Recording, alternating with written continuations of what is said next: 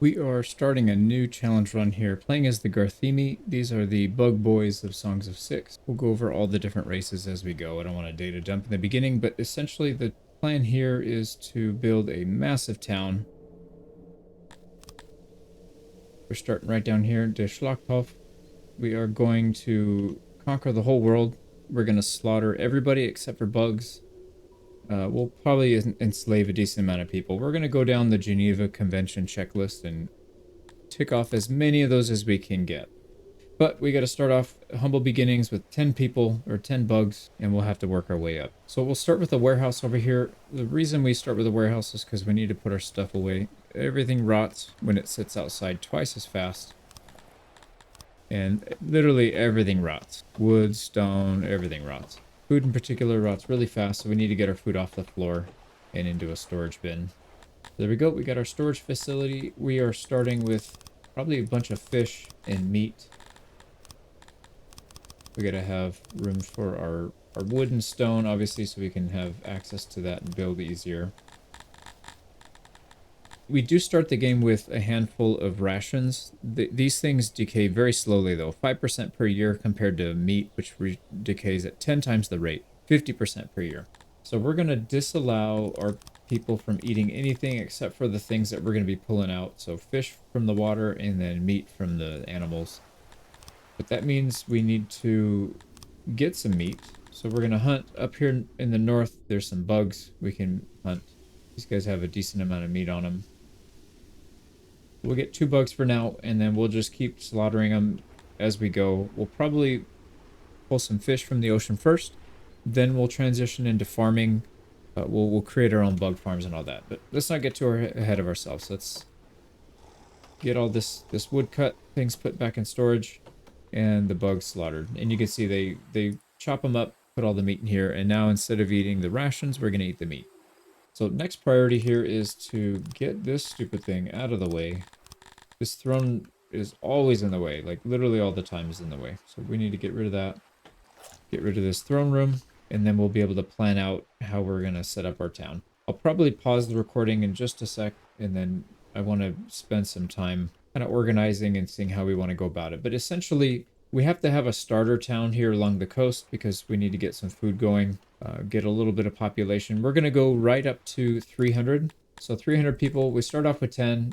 If we keep our people happy, that will attract more immigrants. We'll go up to 300 in total. And then we'll start to breed our own people, so we're not going to be relying on immigrants. Immigrants are fine, but they come in a little bit older, and so you don't have as much time with them. They'll die off kind of quickly. And your people get pissed off when you have a lot of immigrants. They would rather have native born, so that's why we want to transition to that. But first thing first, let's get this stupid thing out of here. Get rid of this crappy throne room. We'll build a nice one later. A couple more things. We're going to need a lot of stone, so let's go ahead and collect some stone from the area. There we go. So what I'm going to do here is turn on the planning. So when you turn on planning, anything you set down is going to be a suspended job, meaning they'll ignore it until you activate it. It's really good if you want to lay out how you want things to look. But essentially, there's a few things here. So by being along the coast, we have a lot of fish. So see here, there's fish on every tile that touches the deep sea over here. You get a huge bonus to your food when you farm from these. You get a little bit of fish from doing the open water, but mostly it comes from over here. So we want to get as much fish as we can from here.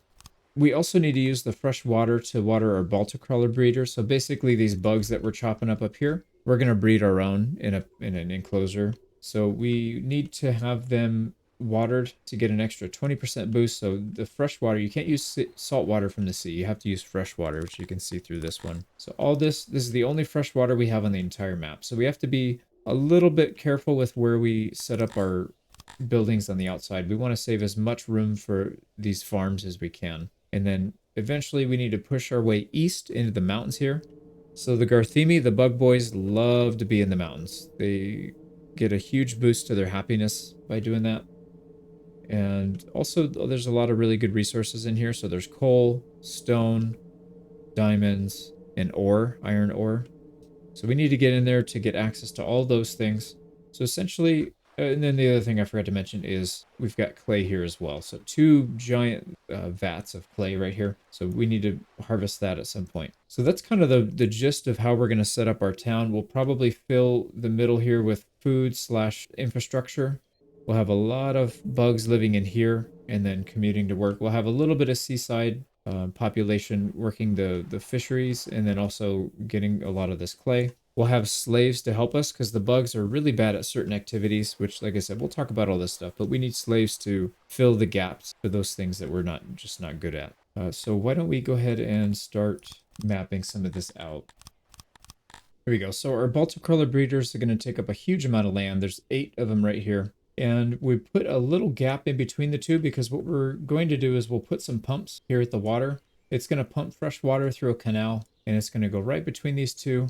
And then it spreads the water out, I think, I don't know, 10 or 15 tiles or whatever. So these pastures are going to get plenty of fresh water and they'll get that bonus. So that's why we want to build everything nice and tight, compact. And the other reason we want to do that is because we'll have a central location where we collect all this meat. So we'll have a meat collection right here. We'll probably have another one right here. And then that one warehouse will collect 4 Baltic breeders worth of meat. Same on this side. Now, setting these things out like this is good to do, but it's also kind of a pain because if there's materials in there that I want to get before we're ready to build, you can't because it's locked away. So what I do is I usually delete the buildings on the inside so that way we can still get at most of the stuff in there. I just want to know where the edge, where the borders of these buildings are so that we can actually plan around it, but then still get at like all this. There's a lot of really good stone in here that we're gonna probably want to take. But probably the first and foremost, most important thing we need to do is set up some housing. But we don't want to take up space that we'll be using for other things. Like we need to have a big warehouse kind of in this center area. So we'll set it up right in front here. And we'll build very, very close to these so that there's like no space. We're not going to be able to build anything fancy in there, like putting benches and stuff. But the good thing is bugs do like tight areas. So this will give them a little bit of a bonus to their mood. So we need a warehouse right there.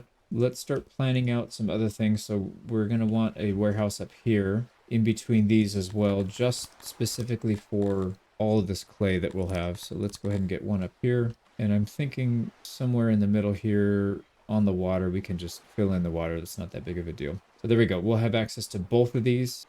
So I think what I'm going to do here is I'm going to reserve this whole area just for the starting area. We'll have to put some things that we'll probably take out later, but we'll fill it in as we go. I think this area over here will be for breeding. So we'll have most of this meat go towards paying for the breeding colonies that we'll have. Our bug babies use a lot of meat. And then we'll probably save some space up here for like a slave quarters where we do a lot of processing of raw goods. So I think that's a good start. Let's start working on housing. That is something we will need pretty much all the time. There we go. So we've got a nice housing block here. This fits about 140, I think about 140 bugs. And then we've got a janitor on the corner here. As you use buildings, they start to degrade and they don't work very well. So you do need to repair them. So we'll have that. And then we've got a bathroom here, which we can't use for a while, but eventually we will. We'll need one, so let's plan that out. There we go. So as we build these things, they will start to move in. And then we do have immigrants coming in, which is perfect. It means more people to help us work. Common theme in this run, we're going to be short on stone for a long time. So we're always going to need stone. Always dragging this thing out and collecting more. We should probably just build 6 of these things and just be done with it for a few days. There we go. We got several houses, got our janitor up, and we got to keep an eye on our food again. There, we're running low again. Let's go ahead and hunt a few more. And then you'll notice as we start to build these out, we're going to get a pretty big influx of wood. And we'll parlay that wood into a fishery because these things require a massive amount of wood. But let's make sure that our deposit is not getting, our clay deposit's not getting eaten up. So we'll do that a little bit more carefully. And there is a size limitation, so you can see here it says max dimension reach. We can only go down so far. And then what we want to do is get rid of all of this stuff on the coastline. We don't want to use up any of our land. Yeah, we can fill this in with dirt so that we can actually build on it. There we go. So we filled out, anytime you build a building, any kind of production, a lot of them will require some kind of auxiliary to boost your efficiency. So right now our production is 96, but if we take all these auxiliary buildings out, it'll cut that in half. So what, 48, something like that. It does cost wood to build these, so you can see our wood required here is 718, but that's, you know, part of the game. And then storage, we got plenty of storage here. So let's go ahead and build this thing. We're going to need more wood than this, though. We'll have to chop down a decent amount more still. And instead of just chopping stuff down, let's build some more houses. That's probably the way to go, because we'll have to chop these trees down anyways as soon as we want the space for the housing. There we go. So we have just enough to finish it. There we go. Our fishing's ready. Let's go ahead and drop the workers down to maybe 10 to 15. Maybe 15 is probably good. That's going to give us an income of 21 fish per day, roughly. It's not exact, but roughly that. And we do have storage room here for our fish, so they can drop that off there. Let's go ahead and remove some of this water. There's water here that is just taking up space. And then we've got people, they're fairly happy, but we still want to keep moving their loyalty upward, because the faster or the higher their happiness, the more likely they are to have more people move in the future. So why don't we set up some infrastructure here? We need a hearth. We need a well. And a speaker. So we'll have a decent amount of infrastructure right here. We also need to get some food distribution. And I think we'll just throw this guy down here, because that's where our food storage is, so they have a very small route to go. And I don't know what else we could fit back here. It's kind of an awkward shape. So I think food stall would be ideal. Let's actually move it down just a little bit.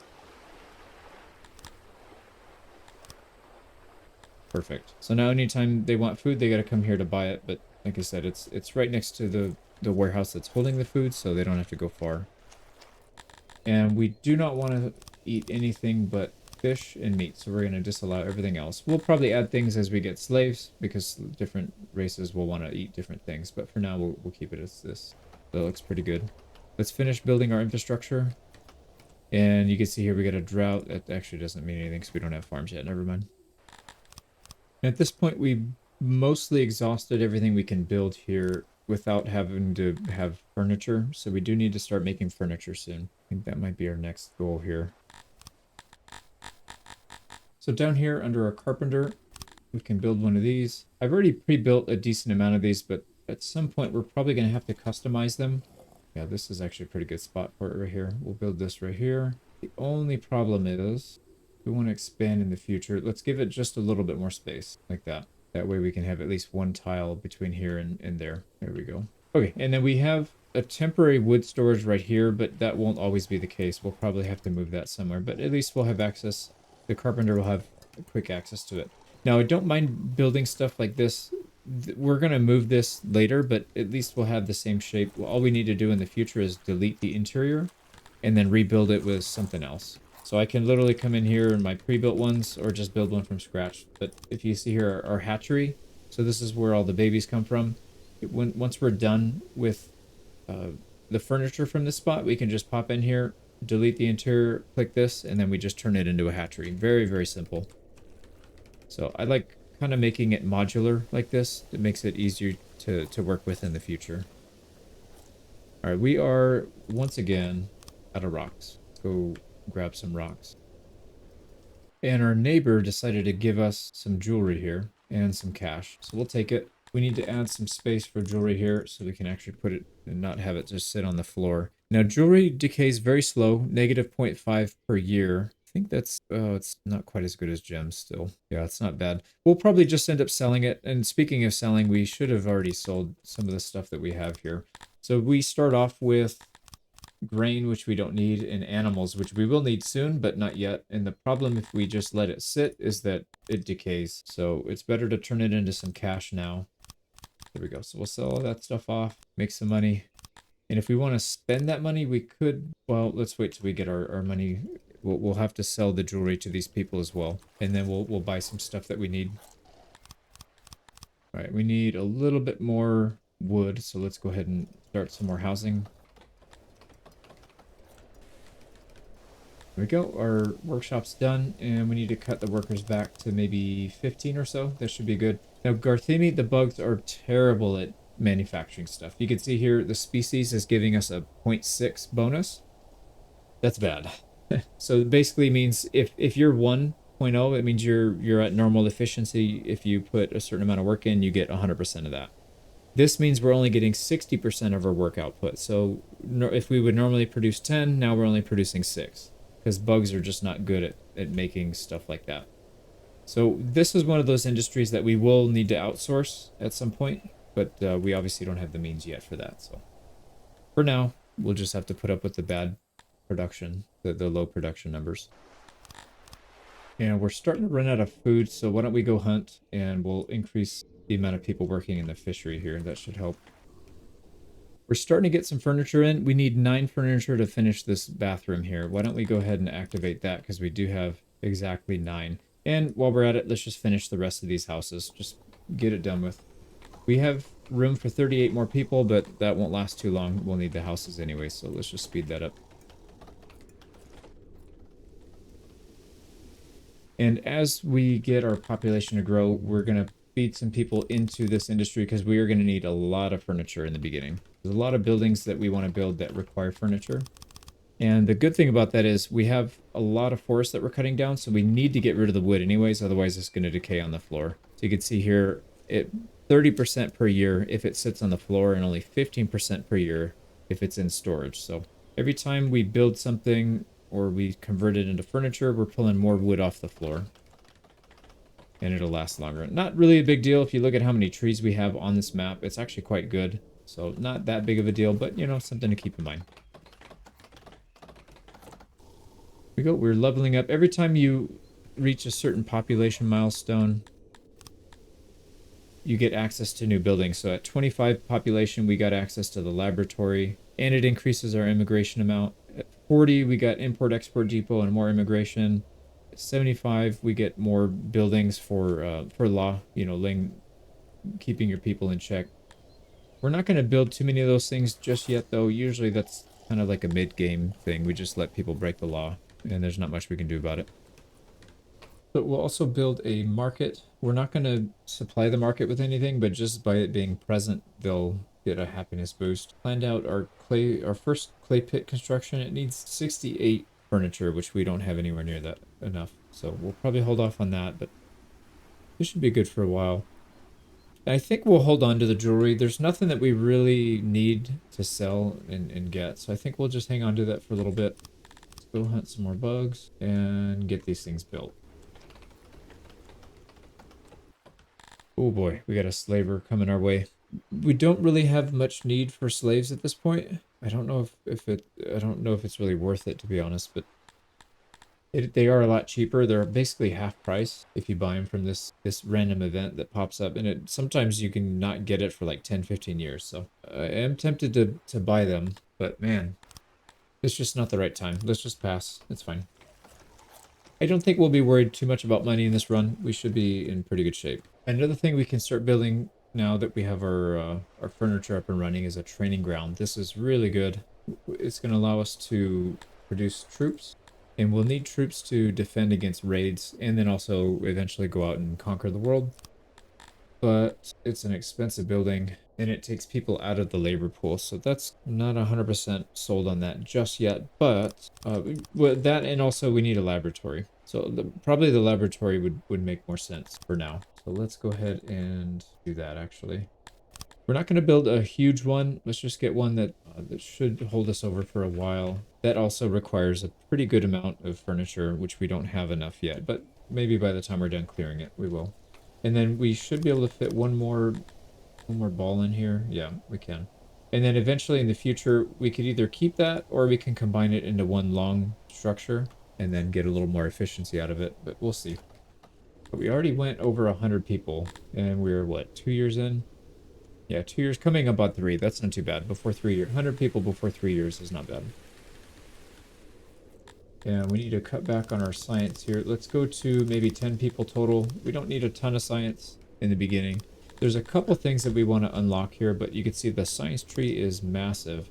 And every button you see on here, well, not every button, but a lot of them, they have multiple upgrades. So for example, this one costs 10 points to upgrade the first time, but you can see it's got 8 different upgrades you can go.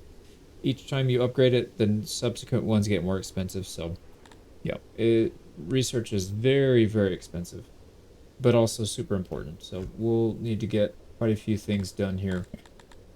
We'll probably get a few of the basics done for our farming, for anything that's food collection. We probably need to get a couple for hunting. Speaking of hunting, that's what we need to do after this. Let's actually get that running. Hunting is going to be good for getting leather, and leather is turned into clothing, and it's also turned into leather armor. So both of those things are going to be pretty important. We're just going to funnel as many workers into this furniture production as we can get. 10 per day is pretty good, because we do need a massive amount of furniture, and we need to get rid of this wood that's just sitting around. And we're out of meat. Let's go ahead and hunt a few more. We'll need to produce our own meat in the near future, but the fish should hold us over for the most part, and then we'll just supplement with a little bit of meat here and there. Now, I think I'm going to set up, probably not build it yet, but let's at least reserve the space for it. Let's build the training facility. So training grounds right here. There we go. And we'll suspend the job. We'll build the structure just so that it's ready. And then at some point, once we get a few more available workers, we can transition that. So we actually, well, shoot, we have somebody that's threatening to attack us. So up here on this bandit tab, you can see there's one person threatening to raid. They have 5 troops, so not anything too crazy. But we don't want to get attacked. It's actually really bad, because then they can just come in and take a bunch of our inventory. So maybe it's time to get this running. We have 31 furniture. I think we need around 50 or 60. Yeah, 63 to finish this one. So that's fine. Let's just finish it. As soon as the furniture is done, we'll get that running. And then we need to come in here and adjust our army. The AI, for whatever reason, starts you with 200 troops. We don't even have 200 people. So we'll cut that down to a single group. Not 50 people, but more like 10. I think 10 should be fine in the very beginning. We'll upgrade their training up to 100% melee. It's going to take 103 days, which is a really long time, especially in bugs. Bugs only live like 30 years. And 1 year is 16 days, I believe. So you can see this takes, I don't know, about 7 years to train somebody fully. So it's a pretty significant investment, but it needs to be done. There we go. We'll set up our banner here for, this will be for our defense. So the blue background will be for our defenders. Hopefully we won't send them out to attack and die. So here we go. Let's get this thing set up. Here we go. We do have enough for a training facility, and as soon as it's done, it's going to pull 10 people out. There they go. And they'll start their training regimen. So that's that. We still don't have any furniture. We got to build that up for a little bit. Let's actually max this out. So 42 workers on there, and we'll be producing a maximum of about 12 furniture per day. So not bad, but not anywhere near what it would be if we had somebody that was good at working on that stuff. So at this point, we should probably get a hunter going.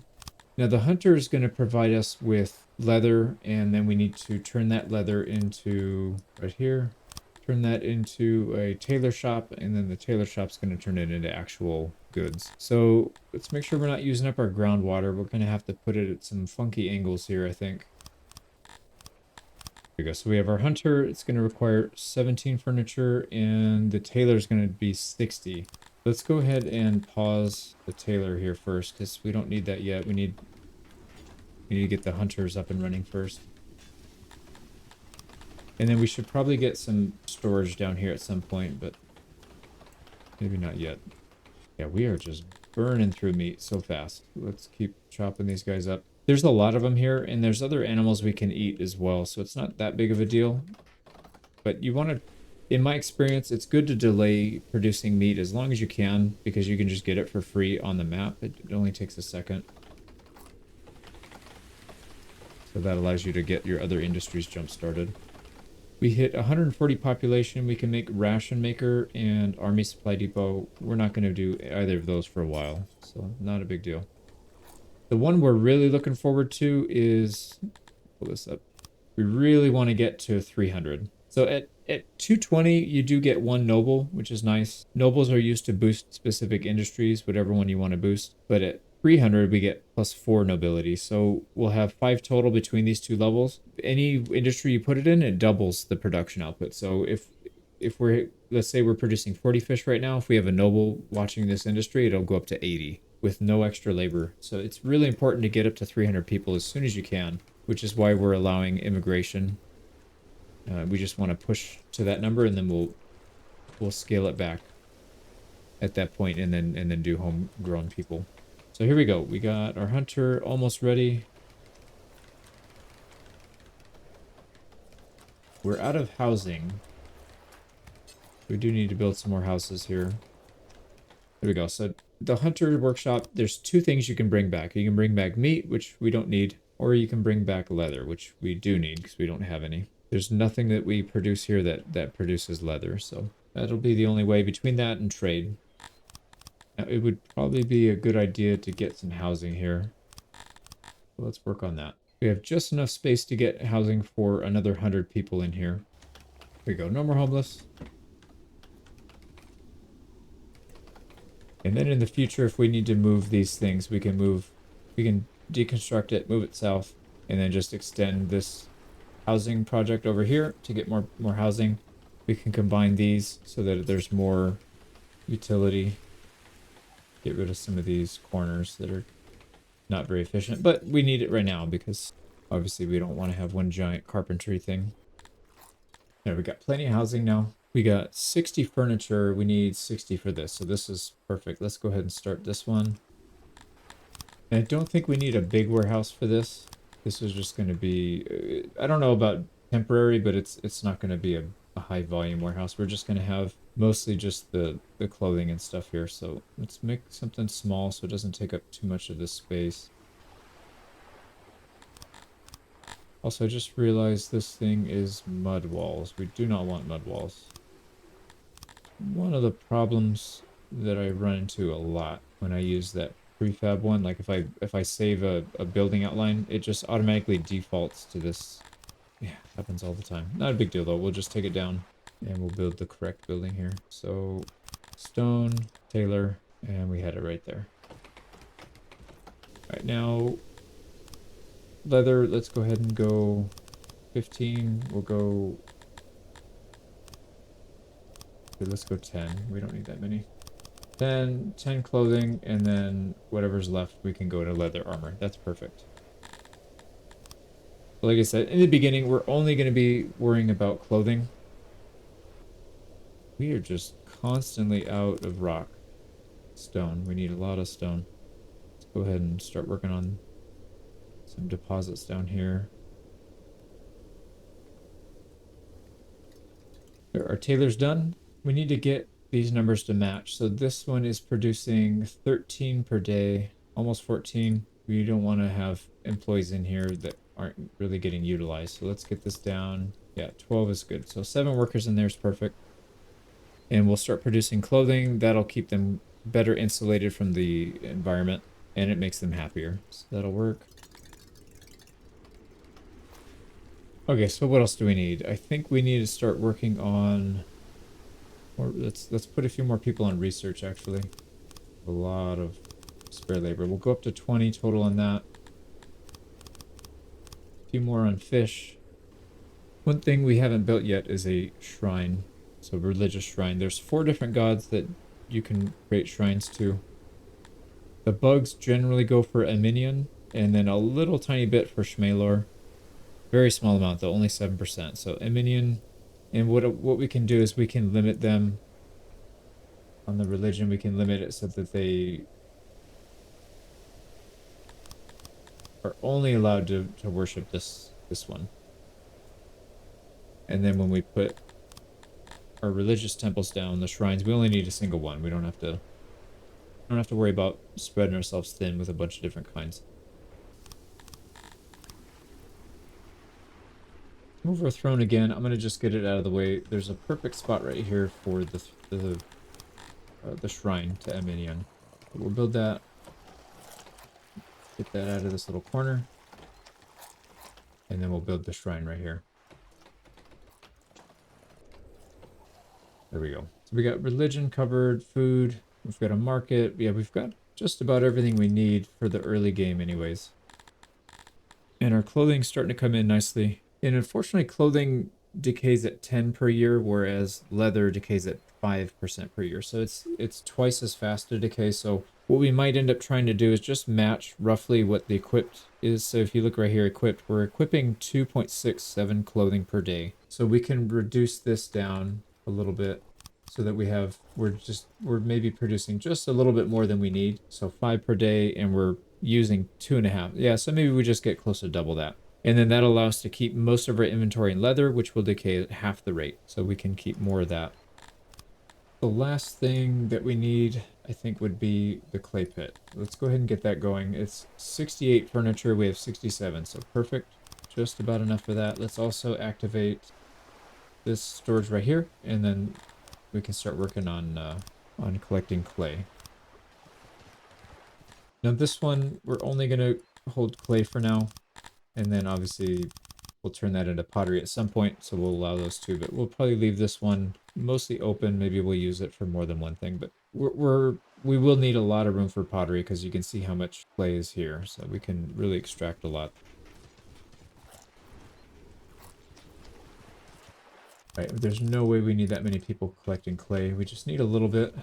And we'll use that to make some roads. And there's some other things here that require clay, like some decorations, like the humidifier. That's another one. We're not having issues with loyalty, so I'm going to hold off on doing those things until we need them. But we'll try and be a little bit more efficient and deliberate with the things that we're doing. I think the next thing we need is meat. It's just getting kind of ridiculous how much meat we go through. So let's go ahead and hunt a bunch of these bugs, and that'll tide us over until we get our farm up and running. So 5 bugs. We'll start production on this one, I think. Now we want the mouth of this thing where it opens up the gate where you get in and get the stuff to be as close to the storage as possible. That'll limit the amount of time that the people are, the storage workers, it'll limit their travel time. So there we go. That'll be for that one. I'm not 100% sold on this warehouse. I might redo it and make it longer so that it can hold more stuff. And then we can do some other things in here. Yeah, I'm not 100% sure on that. So why don't we, I know we already got one nobility. We haven't actually promoted somebody to nobility yet, so let's do that. I'm going to go through all of our subjects. I'm going to sort by age and pick the youngest that's an adult. Bugs become an adult just after 1 year old. So anything over 1.00, you can promote to be a noble. So this little 1 year old, oh, did we not get it yet? We didn't get it yet. Oh yeah, 220. So we'll get it soon, and then we'll promote them, and they'll watch over some of our food industries here. I'm going to go ahead and activate the job here. I want to pull all the wood. Oh, shoot, because we have this one too, though, the carpenter. We'll at least pull the stone out of this workshop, or out of this storage facility, and then some of these other things we don't need anymore. We don't need animals. We'll free up some of the storage here. Okay, yeah, let's do that. Let's get this warehouse going. Now, one more thing. Well, let's just try and finish this. These Baltic crawler breeders always take a really long time to make because it's a lot of stuff you gotta clear. If you build it in a forest or in a place that has a lot of stone that you need to cut, it takes a very long time. So let's speed this up, get that done. So we'll allow meat here. Maybe 20 crates is probably good there. Maybe 5, maybe 10 crates for animals. And then we'll allow the stone to be stored here as well. And then we'll leave a lot of this other stuff open, I think. There we go. So we'll have more room for wood and furniture here, and then obviously more room for fish. That'll work. And then the rest gets put here. We need to hire workers, but this should work out really well. And then one thing, we do have a little bit of clothing stored up, so I kind of want to get some armor. So let's put a bunch of workers in here and just grind out a few things of armor, maybe a couple days worth, and then that'll be enough to cover our 10 warriors when it's time to fight. There we go. We hit 220 of, what do you call it, citizens. That gives us +1 nobility. And let's go ahead and put it on our fishermen because they're the ones that are really carrying this place right now. So we'll elevate this one to nobility. Takes them out of the workforce, but that's fine because you get a huge boost to your industry. So fish, and then if you look right here, our fish just essentially doubled. So now we don't have to worry too much about producing enough food. And in fact, we should probably scale back some of the workers here so we don't flood ourselves too much, because this stuff does decay fast. And then let's finish the Baltic crawler breeder.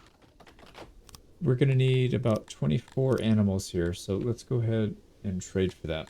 We're going to demand 24 animals, and we're going to offer probably some furniture. We have a lot of furniture. You know what we should also do is demand some, maybe some rations. Let's get a couple hundred rations just as a backup. We've got way too much furniture right now anyways. Oh, no, we don't have that much furniture. Let's go with half as much, maybe. There we go. There we go. So 53 furniture, whatever cash we had in the bank, and then we'll get livestock and some rations. There we go. Now the Baltic crawler breeder is done. The workers will slowly pull the animals in off the shelf, and you'll see these little worms. There they go. So they start off as cubs, and after a couple days they become adults. So the output of this thing is going to be really terrible for a while, but after a few days it should be fine. Let's go ahead and genocide the rest of these worms, and then that'll probably be the last time we need to hunt these things. They'll grow back. As long as you don't build over their territory, they'll grow back. But yeah, we don't really need them anymore. The other thing we should probably do is, I'm thinking we need to get this other Baltic crawler breeder going. We could do this one. It's just a longer trip for a warehouse worker, so it'd probably be smarter to do this one first. Yeah, let's get 2 of these things going. And then that by the time we hit 300 population, we should be able to handle all this. Yeah, we need to promote the noble to be able to work this. So this should be good. All right, we have plenty of leather armor. Let's switch this back to clothing, and then we need to scale down the workers here because there's no way we have that much income from our hunting lodge. Yeah, it's producing 20 per day. We'll leave a little bit of room there. So the thing with the hunting lodge, there's a stat in here. It says luck. That luck can go, in my experience, it goes from, you know, 0.7 all the way up to maybe 1.3. So we don't want to base it off of a high luck value. We want to base our workflow off of like a lower value, and we'll just save up the excess in leather. So that should work. We are going to need some roads soon, so let's go ahead and research that. This will be our first research. It's going to cost us 2 out of our 15 points. So paved roads, we'll take that. And we already have some fungus roads, so that'll be good for that. And we're going to put that here so that our workers going to the Baltic crawler farms, they can get there faster. And then eventually we'll put it in here, but we don't need it yet. Usually you do it to make them happier, but they're pretty happy as it is. And we are already out of housing again, so we need to build more.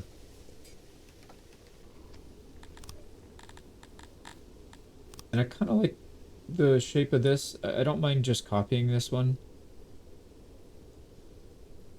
We'll just copy this whole thing. We probably need more than one lavatory, and we definitely need more than one janitor closet, so might as well just make a copy of this thing over here. And we're starting to produce a bit too much fish here. And we had a bonus pop up that increased the, yeah, we have an event right now for 3 times the production. It's going to last for another 3 days. Way too much fish. We can sell some of it though. So why don't we offer some fish? We'll offer 500 of our fish, and then we will demand whatever that is in rations.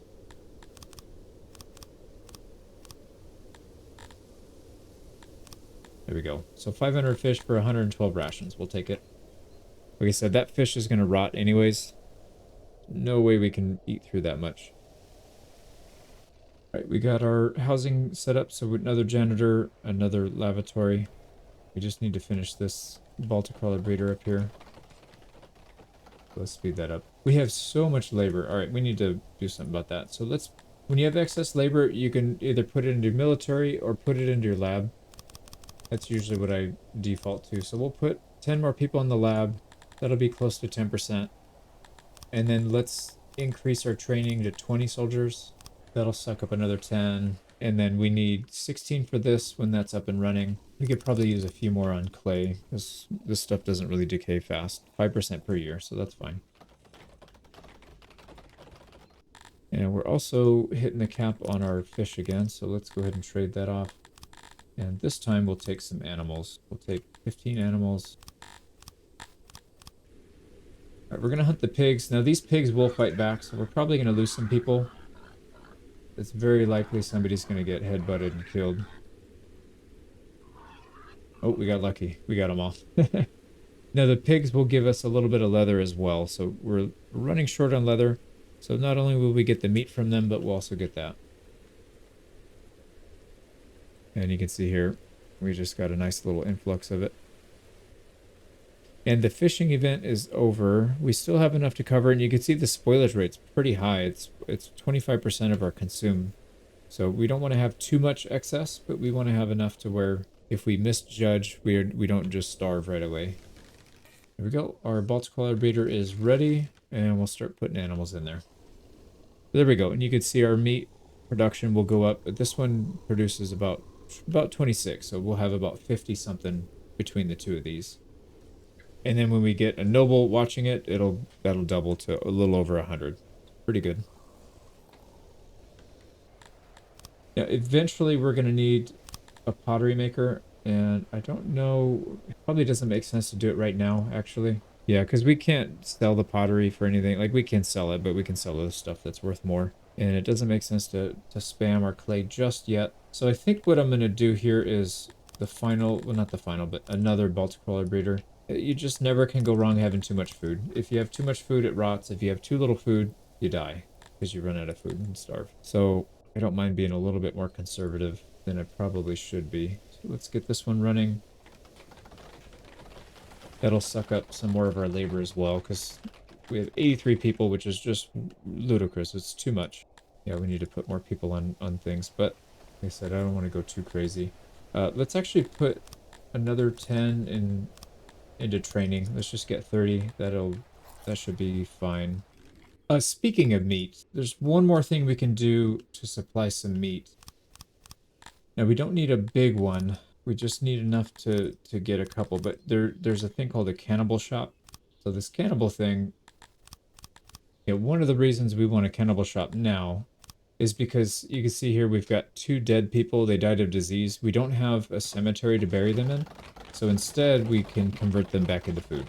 So we'll just chop up our dead citizens and turn them back into food for the meantime. And we did get 300 citizens. We can now promote another nobility. Let's go do that right away.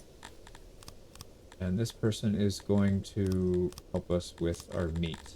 The Balticrawler breeder, we'll leave it at that for now. We can promote 3 more. I don't know what industries we'll promote them to yet, so let's leave it open. And we are getting raided here. I don't know, this is only 5 soldiers, so we're going to decline the offer. We could pay them off and avoid the fight, or we can decline the offer and then we could just fight them ourselves. Now, we do have some stuff we can equip our troops with.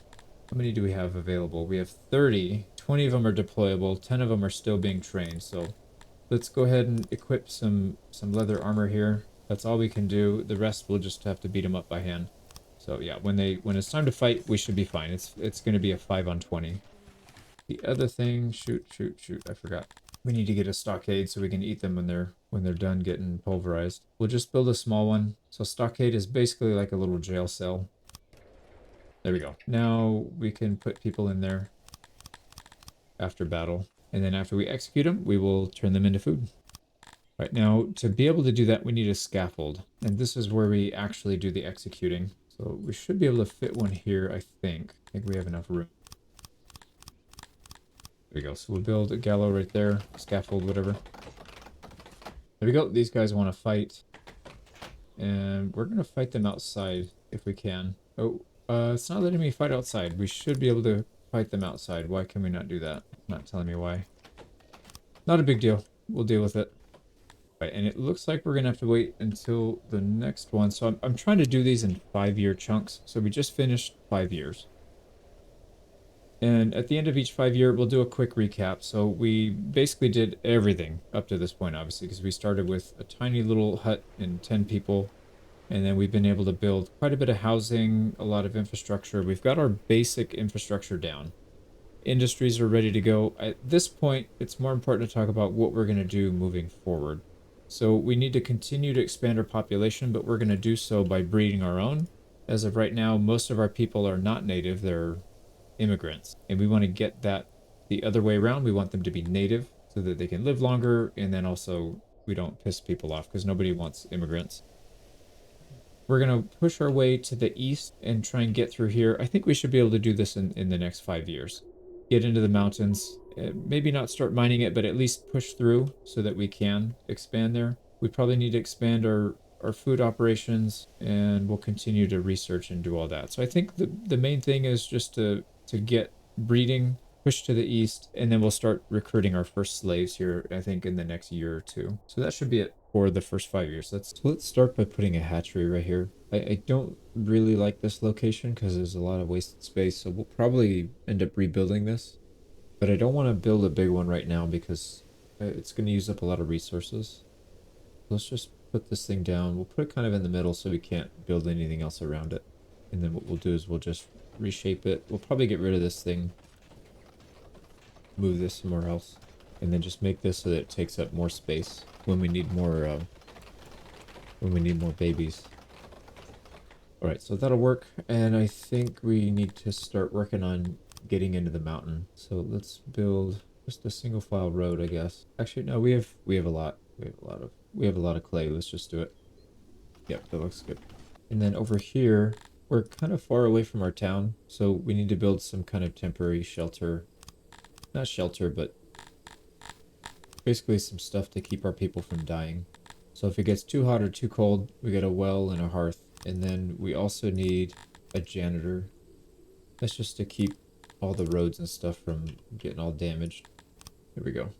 Yeah, so it's just a little bit of infrastructure out in the middle of nowhere. Now, for some reason, we're not getting enough meat to build this building. So let's go ahead and hunt to get rid of some of these animals. There we go. We got enough to build it. There we go. We got a nice influx of meat from hunting all those animals.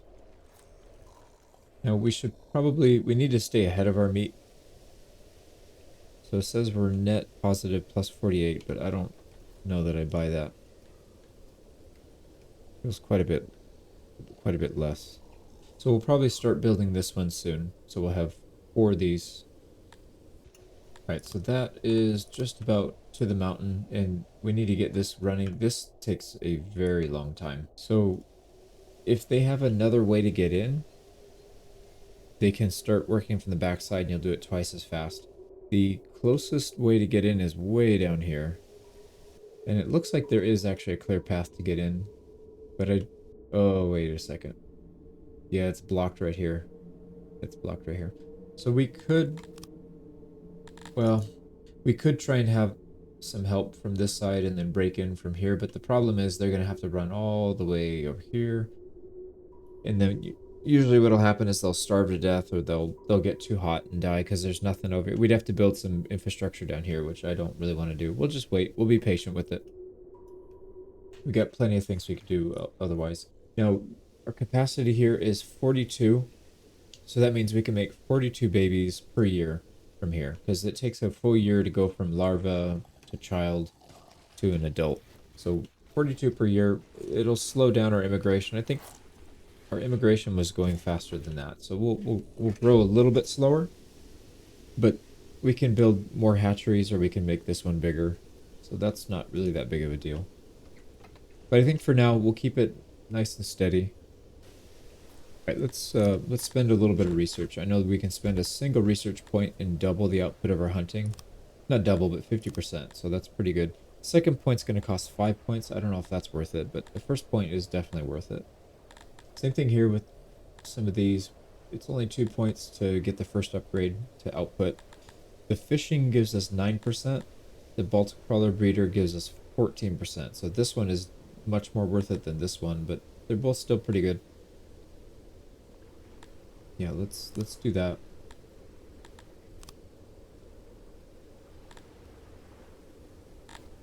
We don't need any civics just yet because our people are still pretty happy. If you look at their loyalty, they're at 117%. And we haven't even put some of the free stuff. Like we'll get into it soon, but we need to change the shape of this area so that we get rid of all the red. Everything needs to be rounded instead of flat. We also need to add decorations. So we haven't even added benches. We haven't added humidifiers or roads. All those will add to loyalty and happiness. So as that starts to dip, we can do that before we spend any research points on civics and stuff. So that'll free us our points up to build other things. Like a smithy, we'll need that soon. Probably a masonry so we can make smooth cut stone. And I'm thinking warhammers would be good. It's only 4 points, and we'll at least have some kind of weaponry instead of just using our bare hands. Actually, why don't we do that right now? Yeah, let's do that right now. So our carpenter is right here. We'll make 2 crates, 160 weapons. We probably don't need that many. So let's switch this over to warhammers. And this does use up cut stone, or raw stone. So we need to make sure we have more of that coming in. Let's go ahead and grab some. But that'll at least give us some kind of weapon. It's not a great weapon, but it's better than bare hands for sure. We don't need a bunch. We'll just make a few. There we go. And you can see they're starting to cut into the mountain. It's perfect. Okay, let's go ahead and get the last Baltic crawler breeder for this set of 4. Get that one going. That will take a while. We've got stuff. We've got nothing for these people to do. The other thing, we could start collecting a few things on the map. So we'll forge this opiate. So once a year we'll get some of that stuff. It's worth quite a bit actually. We could sell it for 59 each, and we'll put it up in here because this one has more space. There we go.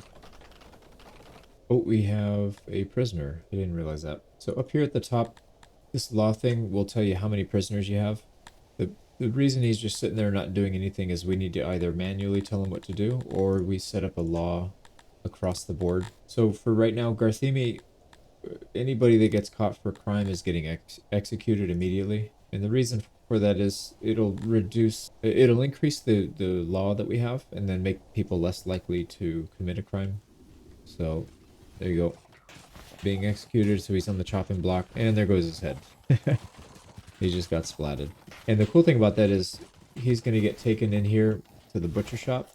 There you go. So our cannibalism, and what will turn him into 32 meat, which is quite a lot, actually. Yeah, 32 meat. So anybody that commits a crime is actually helping the colony by donating their meat. Here we go. We got another Baltic crawler breeder going. We have enough animals. We don't have to trade for it now. We just let them propagate it themselves. And one thing I was thinking about doing is maybe doing some temporary housing for some slaves down here that can work on our tailor. We'll have to move them around, but in the beginning they could work on that because it's kind of out of the way. I don't want them interacting with other people because Garthemi, our bug boys, do not like anybody except for the Amevias, the fish. Actually, that's not a bad idea. Why don't we just hire some fish people? Because they're actually really good at fishing. Problem with the Amevias is they do not like being slaves. I mean, nobody likes being slaves, but these guys are particularly bad slaves because their submission rating is only 50%. The Dendorians are not great slaves either. They're 75%. So you have to have more people, more army to keep them in check. But these guys are really good at a lot of things. Like that tailor workshop, they get a 130% bonus, whereas we get a 40% debuff. So it's a pretty big swing to switch them out. So we wouldn't really need too much for these guys. Maybe like one longhouse, and we'll... Yeah, there we go. So what we need to do is we need to keep our population segregated. So we're going to come up here. All of our citizens are allowed to live here, but it bars any slaves from taking residence here. So that's what that tool does. And then up here, we want to bar our regular citizens from living here and only allow our slaves, specifically the Dendorian slaves. Yep, there we go. Now, we need to trade for them.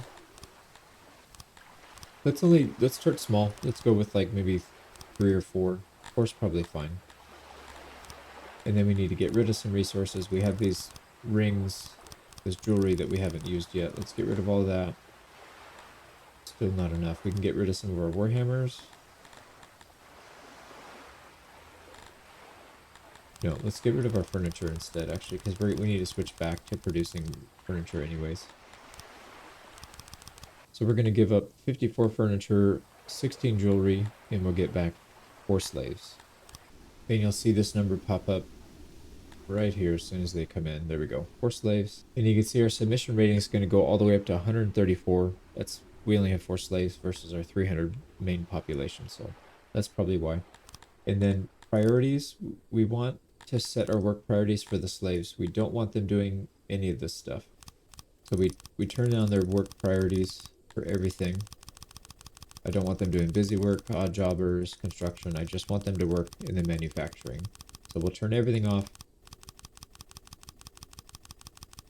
And then we'll manually go in and tell them what they're allowed to do. So in this case, we want them to work in the tailor workshop for now. So they'll take 100% of those jobs. We'll scale this back down to 4 workers, and then eventually they'll take over for these guys. Yep, there they go. 2, 3, and 4. Perfect. Now, if we look at the production, it's even higher than when we had 6 people working on it. Because like I said, these guys, not only do they not have a 60% hit or a 40% hit, but they get a 30% boost. Pretty big. So slaves are going to be really important for us to shore up the deficiencies that our bug boys have.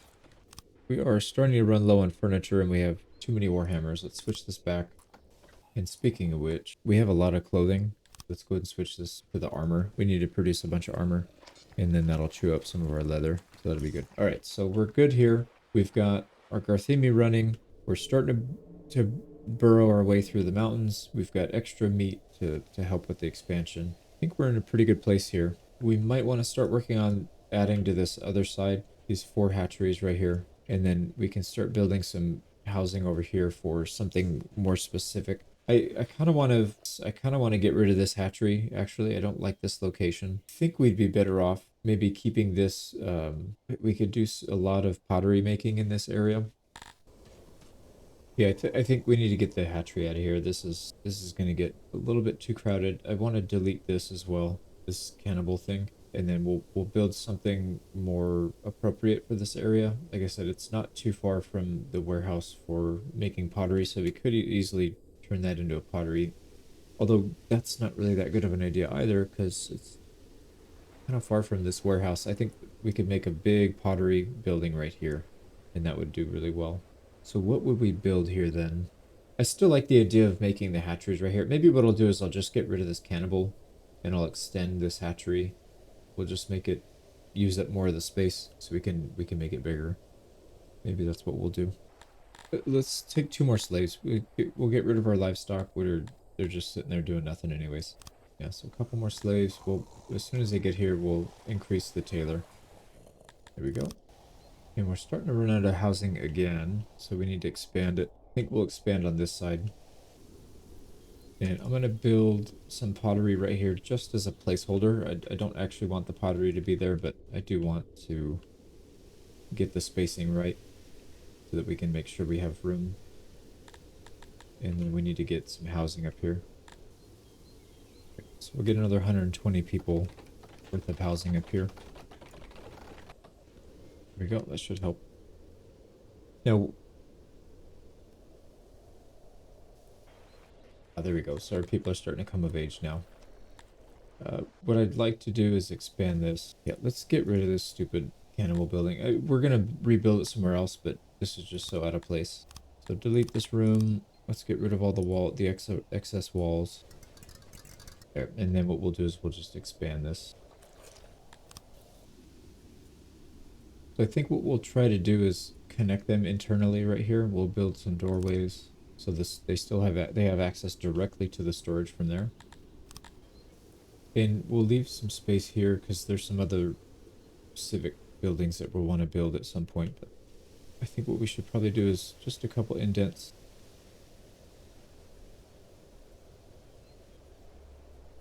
That way we can break up the straight edges and stuff.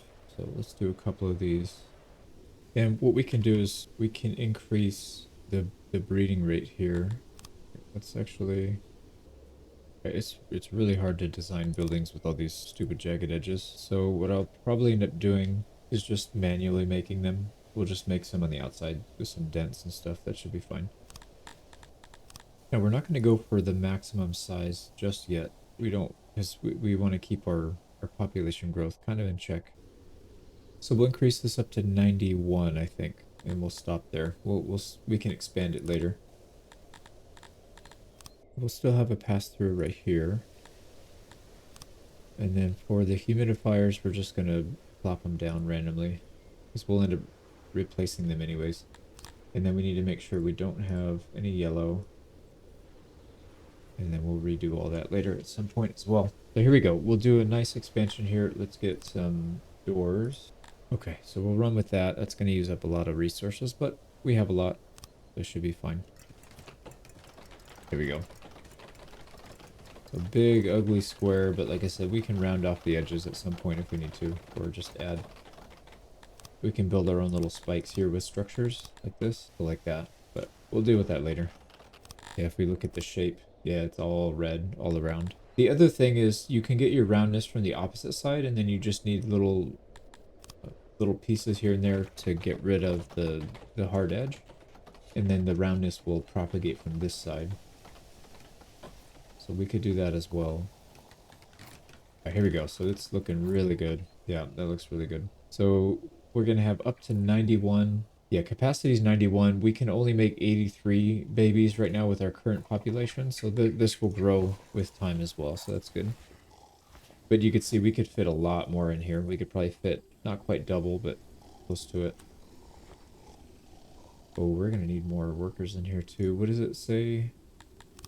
Employees should be 28.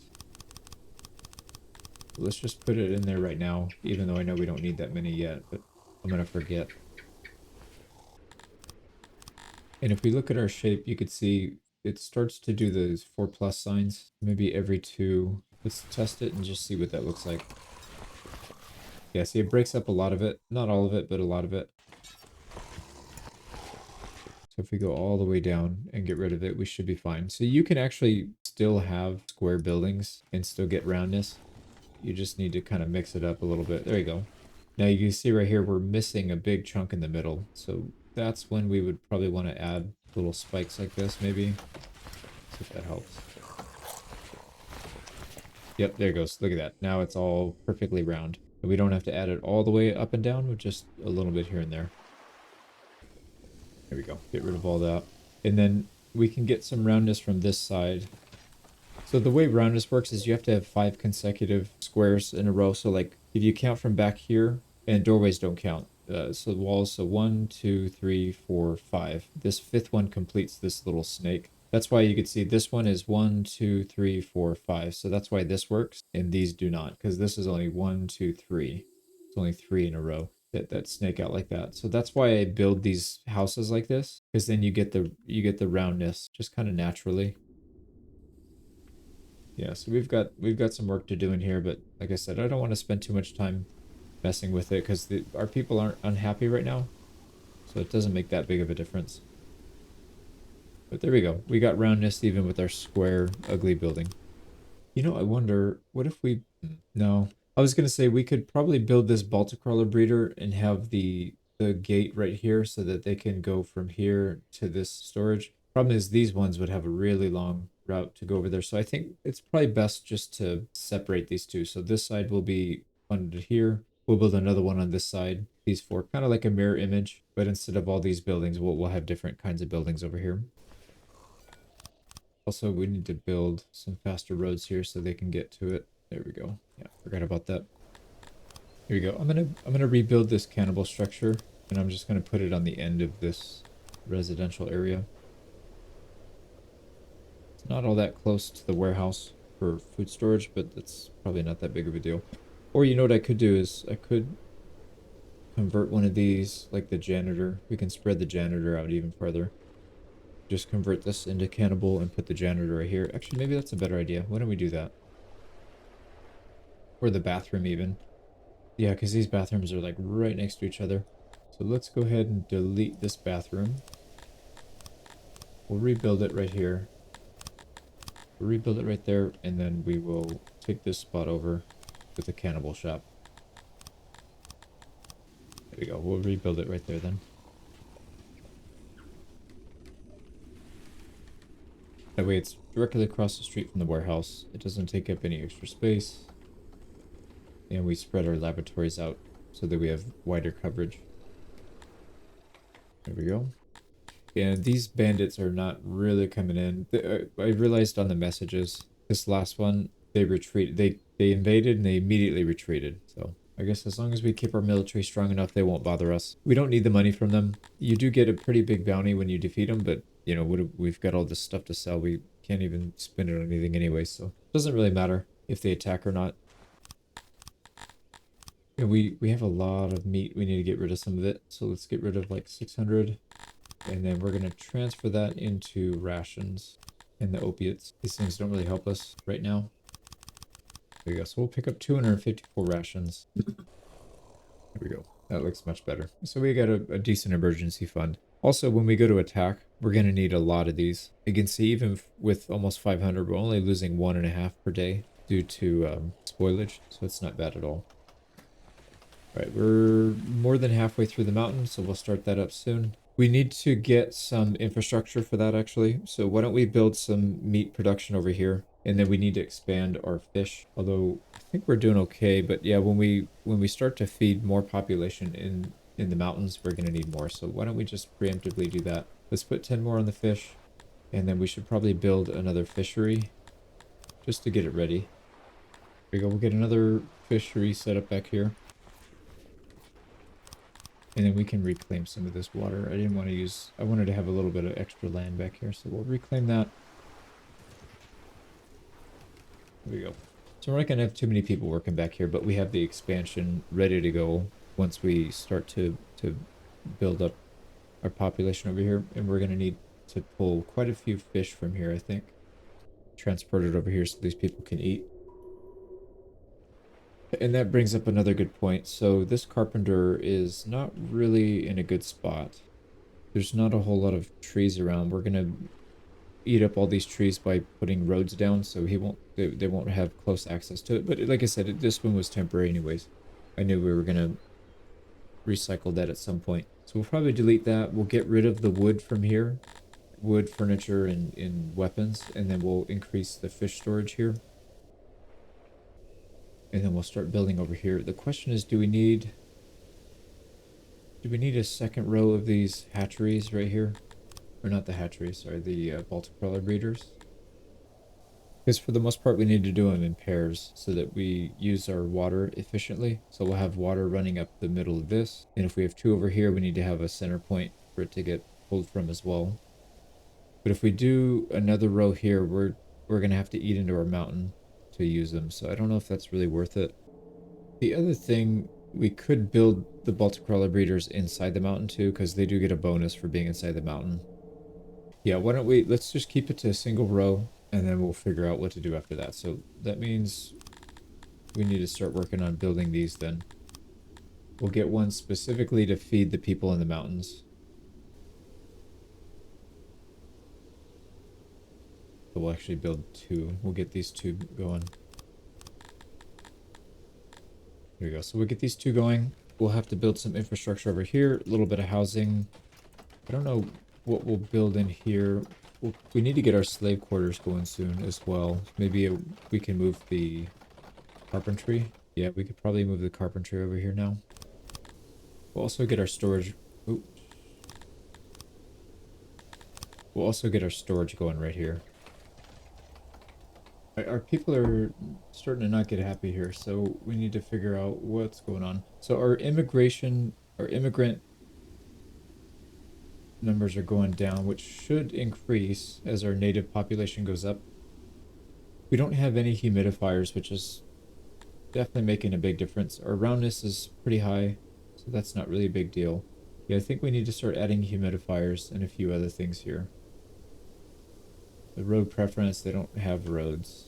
So maybe we start working on that, because we don't want our main population to get upset. That would be very bad. So let's spend a minute. Well, we need to put benches out too. Forgot about that. We'll just throw some benches up kind of all over the place. More important than benches are these humidifiers, which we will need a lot of clay for, but we have plenty of clay, so I think we should be all right. So we're just going to throw them up all over the place. Now we have to be careful not to put humidifiers on these plus signs because this is where the roundness is coming from. So if we put something on top of that, it actually gets rid of the roundness. So you want to avoid doing that, but you can put them pretty much anywhere else as long as you're not covering those up. All right, here we go. Let's see what that looks like. Yeah, we get an eclipse. Doesn't really do that much for us though, so we'll just ignore it. All right, now with our humidifiers, let's see. Yeah, we're getting quite a bit in this area, and that should help. And it's not messing up our roundness, right? No, it's not. It's so hard to see, man. That eclipse is really dark. We'll wait for that to pass. It's probably only a, yeah, it's not even a full day away. There you go. So that's done. So we're looking pretty good in here. Let's get more humidifiers in these little cracks and crevices that we can fit them in. That looks pretty good, and then we can finish it off with a road, so we don't need to worry about any of these other spots. I think we pretty much have it filled in. I don't know what else we could put here. Yeah, so we'll just fill it in. So at least when they come to use the services, they'll get a nice boost to their happiness. Now here's the slave trader. No, we probably want to buy some. Yeah, our submission is pretty high, so we can afford to take some more on. How many they're 2,800 each. Let's take on like another maybe 4? No, more than that. Let's go up to 20, so 14 total. So we need about 40k, which we should have no problem getting. So we're going to sell off quite a few things. A bunch of our food, the stuff that's going to decay anyways. We don't have that much furniture to sell, unfortunately, so we'll have to sell some of our armor, but that's fine because we're producing a lot of it anyways. So let's accept that and then come back up here to the slaver. And we'll buy 14 more. That may be a bit of a stretch here, but probably not, because we have 149 submissions, so I think it's okay. And what we'll do is we'll start to build some slave quarters over here, somewhere in this area. Yeah, we'll get it away from the main area. We can have their houses in here, because the Dendorians, the dwarf guys, they really like being in the mountains. And then their workshops can be outside. We want to save most of the interior for our bugs, but I guess maybe it's fine if they get mixed up. We just don't want them to live together. That's the problem, because they don't like each other at all. All right, so let's start working on setting that up. And we'll build it close enough to the infrastructure that the slaves can use that as well. So it'll kind of double. There we go. We got our 20. It's going to bring our submission down, but that'll go back up over time.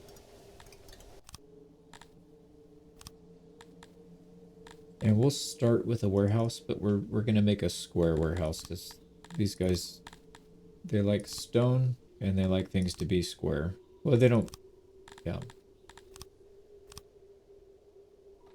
Here we go, so we'll get a nice warehouse going right here. We'll move these guys over to this side, and then we'll probably have most of our wood storage in here, and we'll just get rid of these guys. We'll get rid of this carpenter. And then that's going to free up a lot of labor. We need to find something for them to do. We have some labor that's going to be needed for the Baltic crawler breeder.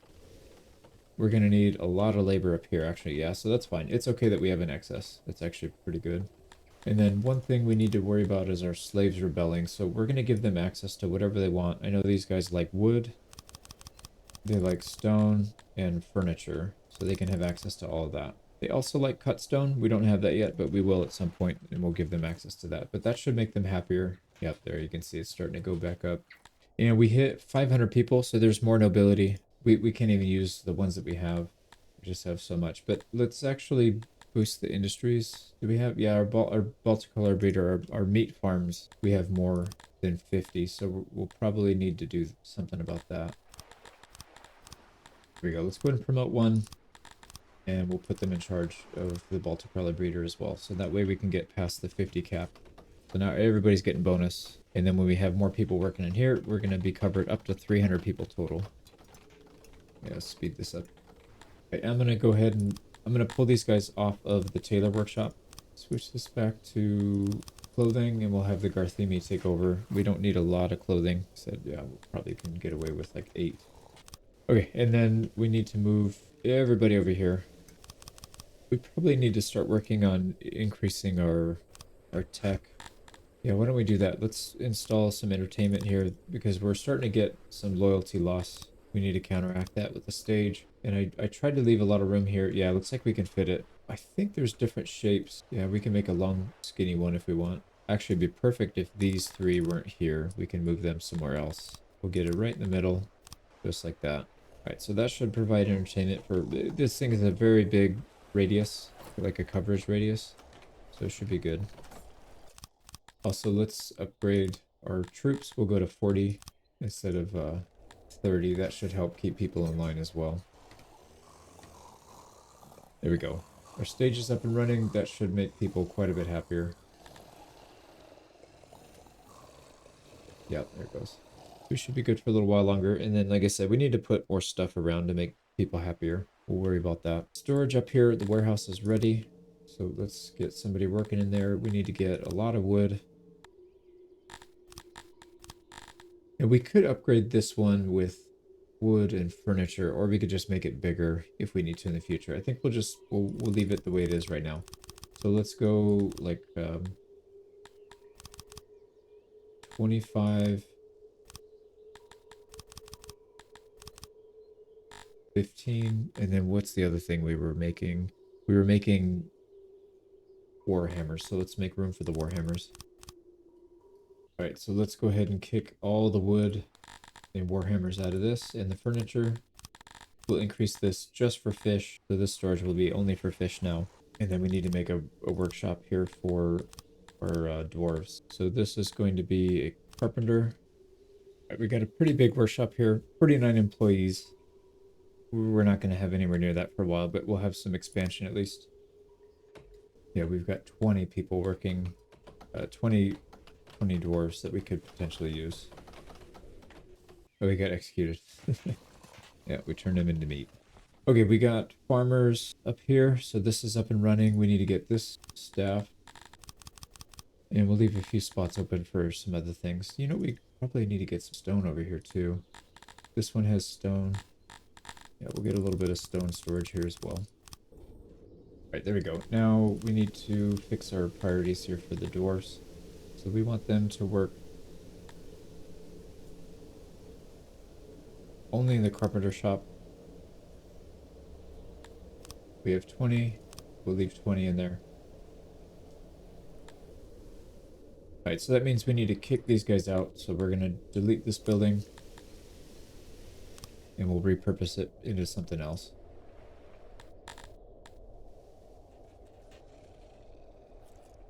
And we should see our dwarves come up here and start working and inhabiting these houses and be happy, hopefully. We're still not quite through. This thing is taking forever, man. Alright. There we go. They're finally living in their proper quarters. That should make them a lot happier. And we're producing 9 furniture. And we need only 4.5 for maintenance. That's perfect. Now we need to increase our housing on this side because we will start to fill all these out. Actually, you know what? Let's just... Right, let's start getting some proper housing on this side. We'll build 2 rows. We definitely don't need 2 bathrooms though. So we'll repurpose this to something else. Yeah, we will take 2 janitors here and then we'll delete this janitor. And then we probably need to start getting some proper infrastructure in this area. Actually, we could just convert this. That way our dwarves can take advantage of it as well. Okay, so big construction undertaking here. And like I said, we'll start moving people around. And I'm going to boost this up to 50, and that'll be full utilization of our training ground. And then same thing here. Let's just get 46 in the lab. Probably could build a lab here as well. And I think what we'll do in the future is we'll move the training ground somewhere, and we'll just make this one long lab. Or we could make this one long training ground and get rid of the lab, start importing humans, and have them research somewhere else. That would probably be the smarter choice. So bugs do get a debuff for research as well. It's 20% less than 100%. And then humans get a 125% bonus if I remember correctly. So it's like a 45% gap. All right, we're making way more food than we need, which is perfect. Now I'm gonna leave this center open in case we need to increase this warehouse size. And then we'll start building infrastructure in this area. So let's get rid of this. We don't need this janitor anymore. And I want to build, we'll get a big well, hearth and all that stuff. I don't know how this is all gonna look, but let's just kind of lay it out. We got tourists. I forgot to turn those off. I don't want them. Yeah, we're not set up for them yet, so. Now I will build some religious thing for our dwarves. They, I believe, like this the green god Athuri. Yeah, they're all interested in Athuri, so that's a pretty easy lift to their submission just by putting one of these things in. But we'll throw it in the corner here. We'll probably delete it and move it later, but just to have it. Now for the food stall, we're gonna have to do something a little different. The meat is no problem. They just walk here and they get the meat. The fish, they have to walk all the way over here and grab the fish. That's too far of a walk for these guys. It's not efficient. So what we'll probably end up doing is installing a hauler. We haven't used a hauler yet. So these guys basically just bring whatever you want them to bring to a specific location, and they do it more efficiently than these guys are able to. Oh, so we'll put one right here. So we want to have him bring fish. Full source is going to be from the only place that has fish right now. And then, like I said, they'll start bringing fish and restocking this. Now, these guys are pulling, we need them to pull wood and furniture as well, because that's what we're using in here. Wood, furniture, and stone. Perfect. So they'll be able to restock all that. And you can see our slaves are much happier now. Way, way happier. Now, temporarily, let's at least get something in here since we're not doing the carpenter. Why don't we just put another lab? Oh, we ran out of stone. We'll add a handful more to research, I think. And I think what we'll probably do is we'll probably expand. We'll get a couple more workshops here. We'll need a smelter. Yep, here we go. We broke through finally, so we can start working on this. So the ore is up here to the north. The coal is here in the east. The the stone is down in the south. I don't think we need stone for a while because as we excavate all this mountain, it's going to generate a massive amount. So we won't need an infinite source just yet, but eventually we will. So we'll want to build down here and start extracting that. But this coal deposit sucks, so we'll probably ignore that and we'll focus on these two. This one's huge and this one's huge. So we'll get this one first. This one for ore is quite good. And then there's a second ore deposit way up here. Probably won't need that for a while.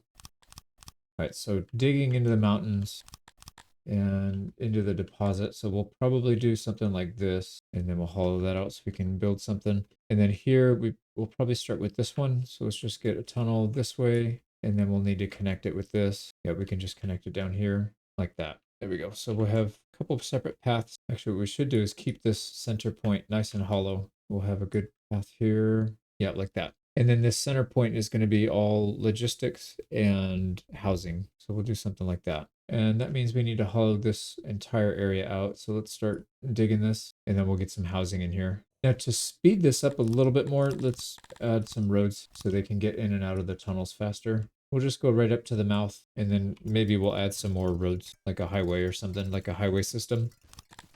There we go. So that should be good. We have a lot of spare labor right now, but the problem is, yeah, a lot of them are going to go to work in the mines, so we don't want to use them up for too much. Let's also increase our clay output. I just have a feeling we're going to need to add more roads in a lot of places. Actually, we should probably do that right now, just because I already know people are going to be happy with it. And then later, if we need to dig it up and put some other things on top, that's really not a big deal. We get the clay back after we dig it up anyways. There we go. We'll get a little bit of road kind of everywhere. There we go. So a lot of work to be done.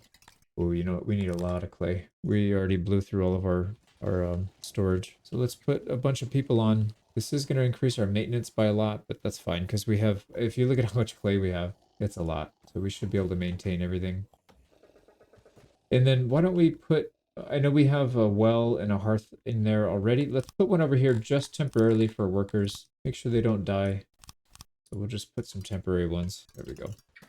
And we are going to have, we're generating a huge amount of stone. So I think what we'll probably end up doing is maybe some manufacturing over here for cut stone. I still like the idea of keeping like a giant warehouse available in between these two. And that can kind of house stuff from anywhere in here that's excess. So I don't want to use this space for that, but I do kind of like the idea of putting one maybe on the flanks here.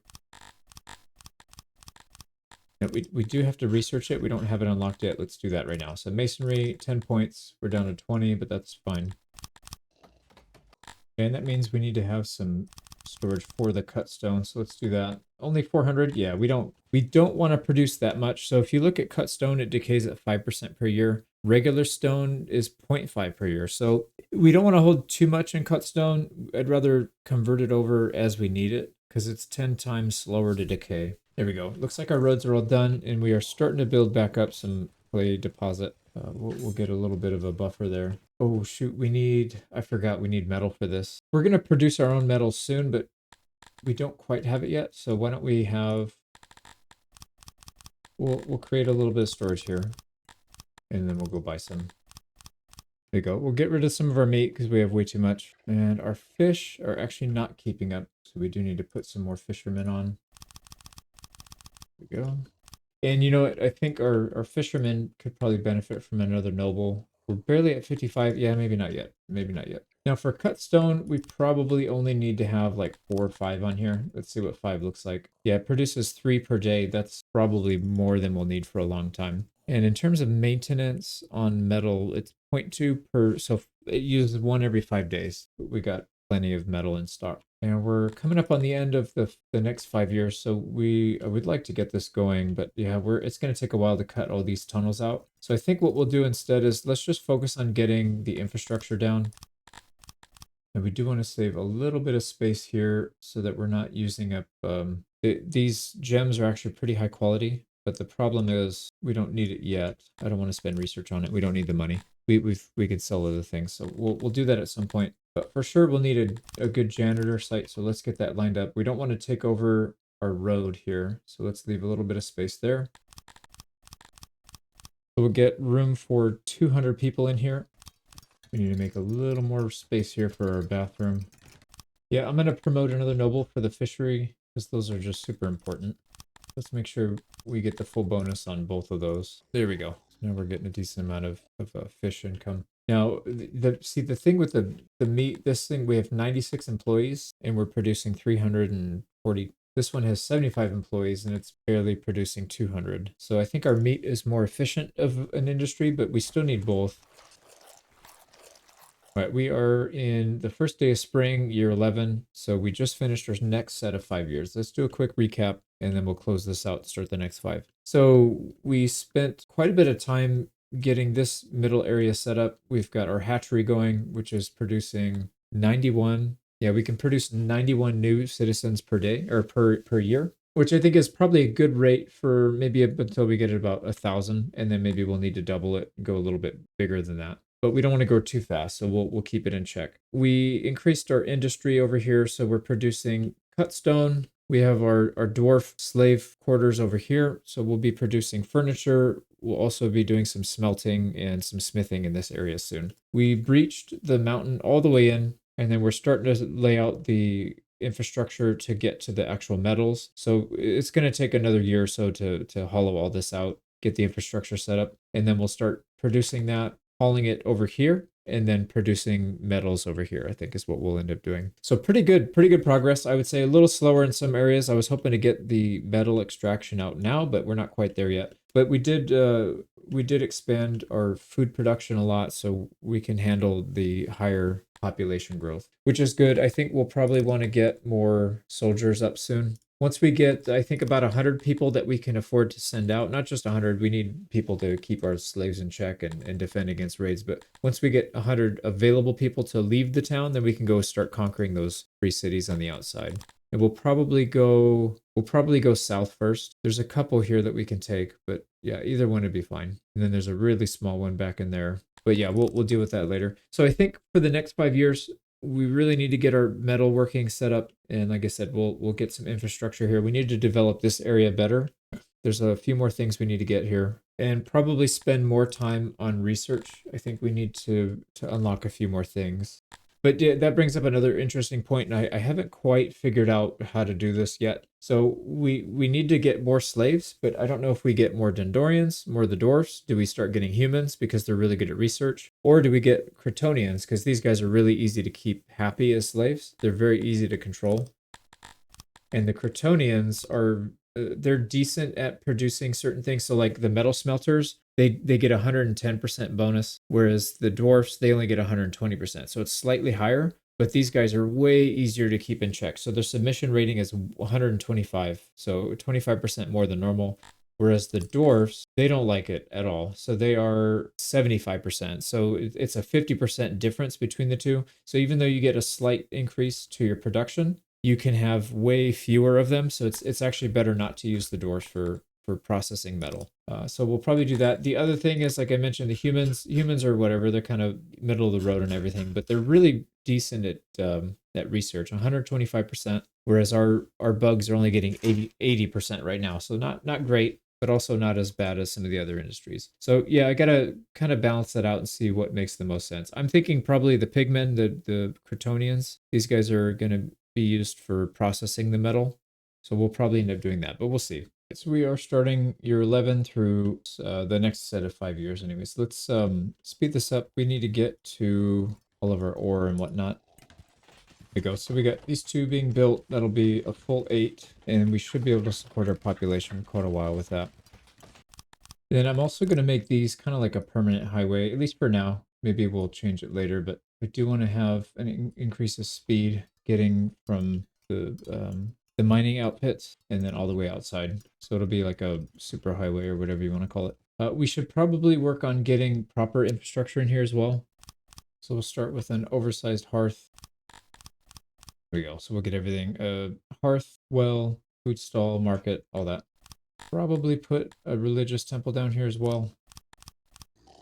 Oh, also, we did get access to stages. We need to put one of those down here as well. You know what I'm going to do is probably move the shrine. We'll put it somewhere else. Let's get the stage in here. There we go. There we go. So now we have infrastructure inside. Should be enough to cover everything for a while anyways. We got a lavatory. Yep, we got everything except for, I guess, some law stuff like guard posts, but that's fine. We'll deal with that later.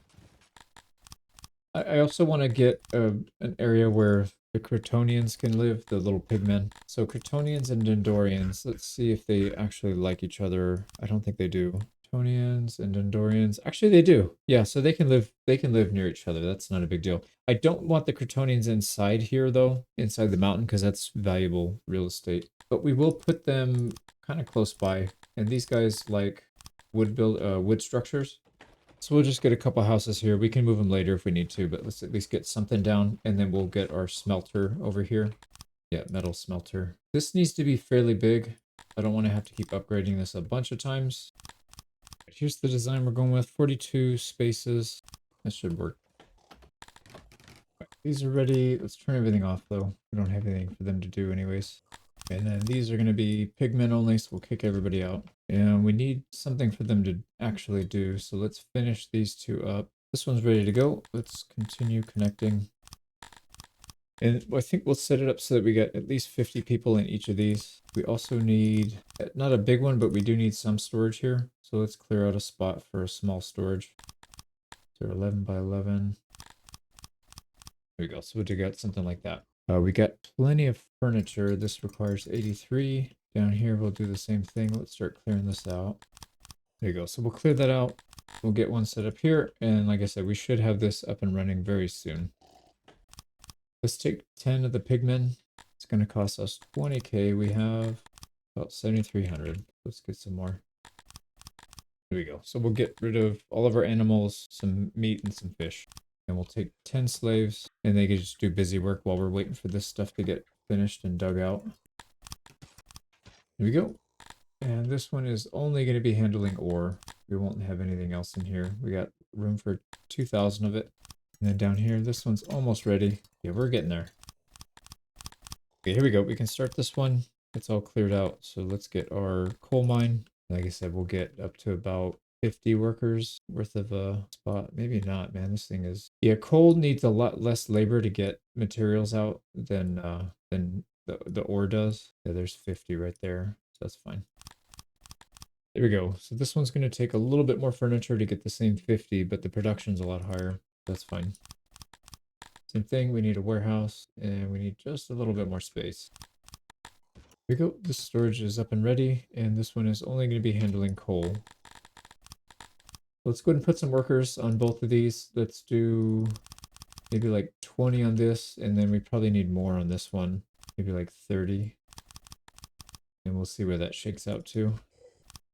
Now we don't want ore or coal storage in this little warehouse. There's not enough space and it's not really that useful there. But what I do want is some room for the metal. And then we have to get 2 haulers. So we used it earlier to get the fish over here. We're going to do the same thing for these 2. So we need, we'll just put them right here. We'll move them later, but this should be fine for now. So we need coal and ore. Coal is going to come from here. The ore is going to come from here, and that should be good. So we'll put, let's fix our priorities here with the workers as well. So again, the same thing. We don't want these Crotonian pigmen to do anything. We only want them to do smelting. So they're going to be the master smelters. We'll turn everything off for everyone else.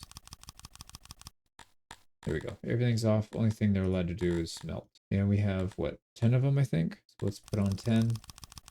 And they should move in over here. We still got some Garthemi in here for some reason. There they go. And that is going to be good for 2.6 metal per day. That's fine for now. Like I said, we're going to ramp that up pretty drastically. But in the beginning, let's just get some storage built up. There you go. We're using up quite a few of our labor. We still have 91 left. Man, these guys multiply so fast.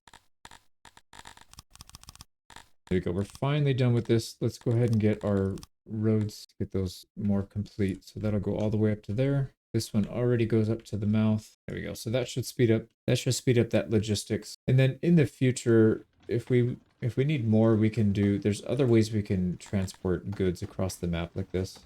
I have a feeling we're going to need more than just one though. There we go. Yeah, I think these guys were starved of resources, which is why it looked like they were underperforming. Now, I don't know why we have we're short 1 pigman in here. I don't know where he is. There it goes. Okay, so they're all 10 in there now. Only 9 in there. I don't know where he's living. Okay, anyways, a couple things. We probably want to save up this metal. We need 100 to upgrade our training grounds, and that'll increase the training speed by 50%. That's going to be huge. There's some research we can do. If we research the tech improved laboratories, we can improve the efficiency by 50%. We got 2 of those that we can upgrade. Oh, also, we need to increase the amount of researchers that we have. Let's just go up to 70. That'll give us a little more. But yeah, we need to get that in order as well. We could hire a bunch of humans, and then that would help some. We can handle more slaves. We should hire more because this metal smelter is going too slow. So we'll bring in another 10. There you go. We'll get rid of some of our food. We'll take 10 more slaves for it. Here you go. 10 more. Let's add 10 more to here. All right, so that's a big objective completed. We're starting to produce our own metal now. We're getting too much clothing. We have too much leather. It's a good problem. Let's go ahead and switch to making some more armor. We'll start to prepare that.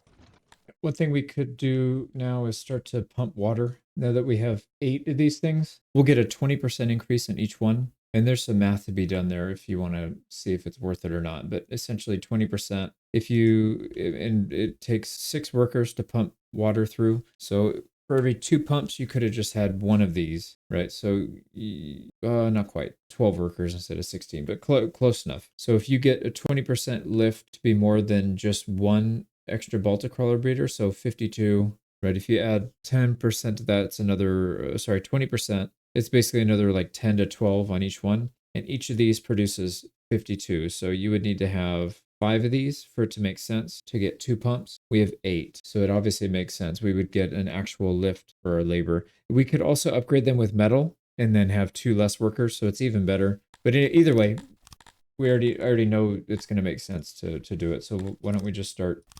So water pumps.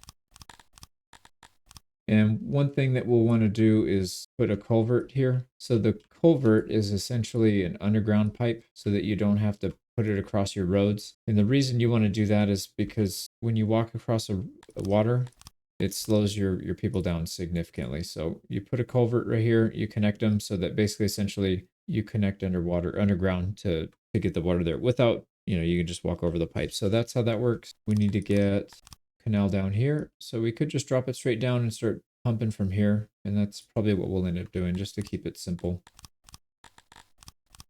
There we go. So we'll have 3 pumps. I think 2 is enough to get to most of this third one, but we'll do another one. It's fine. We have the labor. So we'll do 3 of these. And then within a week or so, we should see a pretty drastic increase in our food production. These things do chew up a lot of your stone though. Every tile is 4 stone, so it's pretty expensive. And then these require furniture, and if you upgrade them, they do require metal. You can see right here, 6 workers on each one, and the water will eventually push all the way up. There we go, it pushed up and it crossed. Yep, so it's up here. Now it does take a day or two for the water to actually propagate through the floor. So if you click on these, it's not going to show the bonus just yet. It's still showing fresh water at 0.8. That'll go up to 1.0 or 9.99 or something. There we go. See, the water went up to 0.97. So for some reason, it doesn't go up to 100. I guess it's not hitting the far side enough, but we still see it go from 52 to 63, almost 64. So yeah, it's about a 10 meat lift per each of these. So we'll be getting an extra 80. So not bad at all. All right, let's dig a little more of the mountain out. We will need to have some more space for the Dendorians for our dwarves. We'll get that ready. And I'm starting to notice our loyalty is going down pretty quickly. A couple things we could do.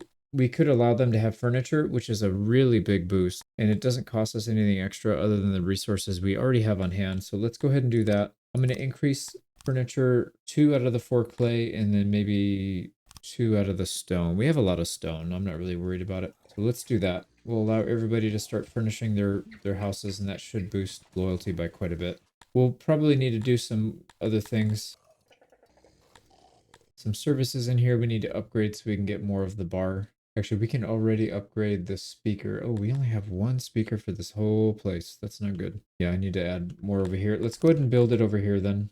I also don't have one in here, which is kind of silly. We'll put some stuff out here then. And then we have what we need to upgrade the speaker. This one requires cut stone only, and we have plenty of it. So let's go ahead and upgrade that. And that's going to increase our maintenance of cut stone by 0.47 per day. Jesus, that's a lot.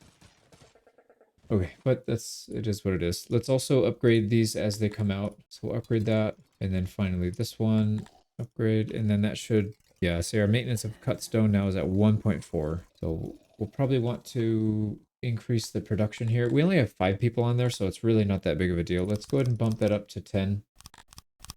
But we also need to get some pottery production going here, I think. I think it's the right time. So we'll start with 1 over here, and then we can build back this way if we need more. Eventually, we'll probably move it over here and have slaves handle it, but for now, just like some of these other ones, we'll just have it temporarily here right next to the warehouse.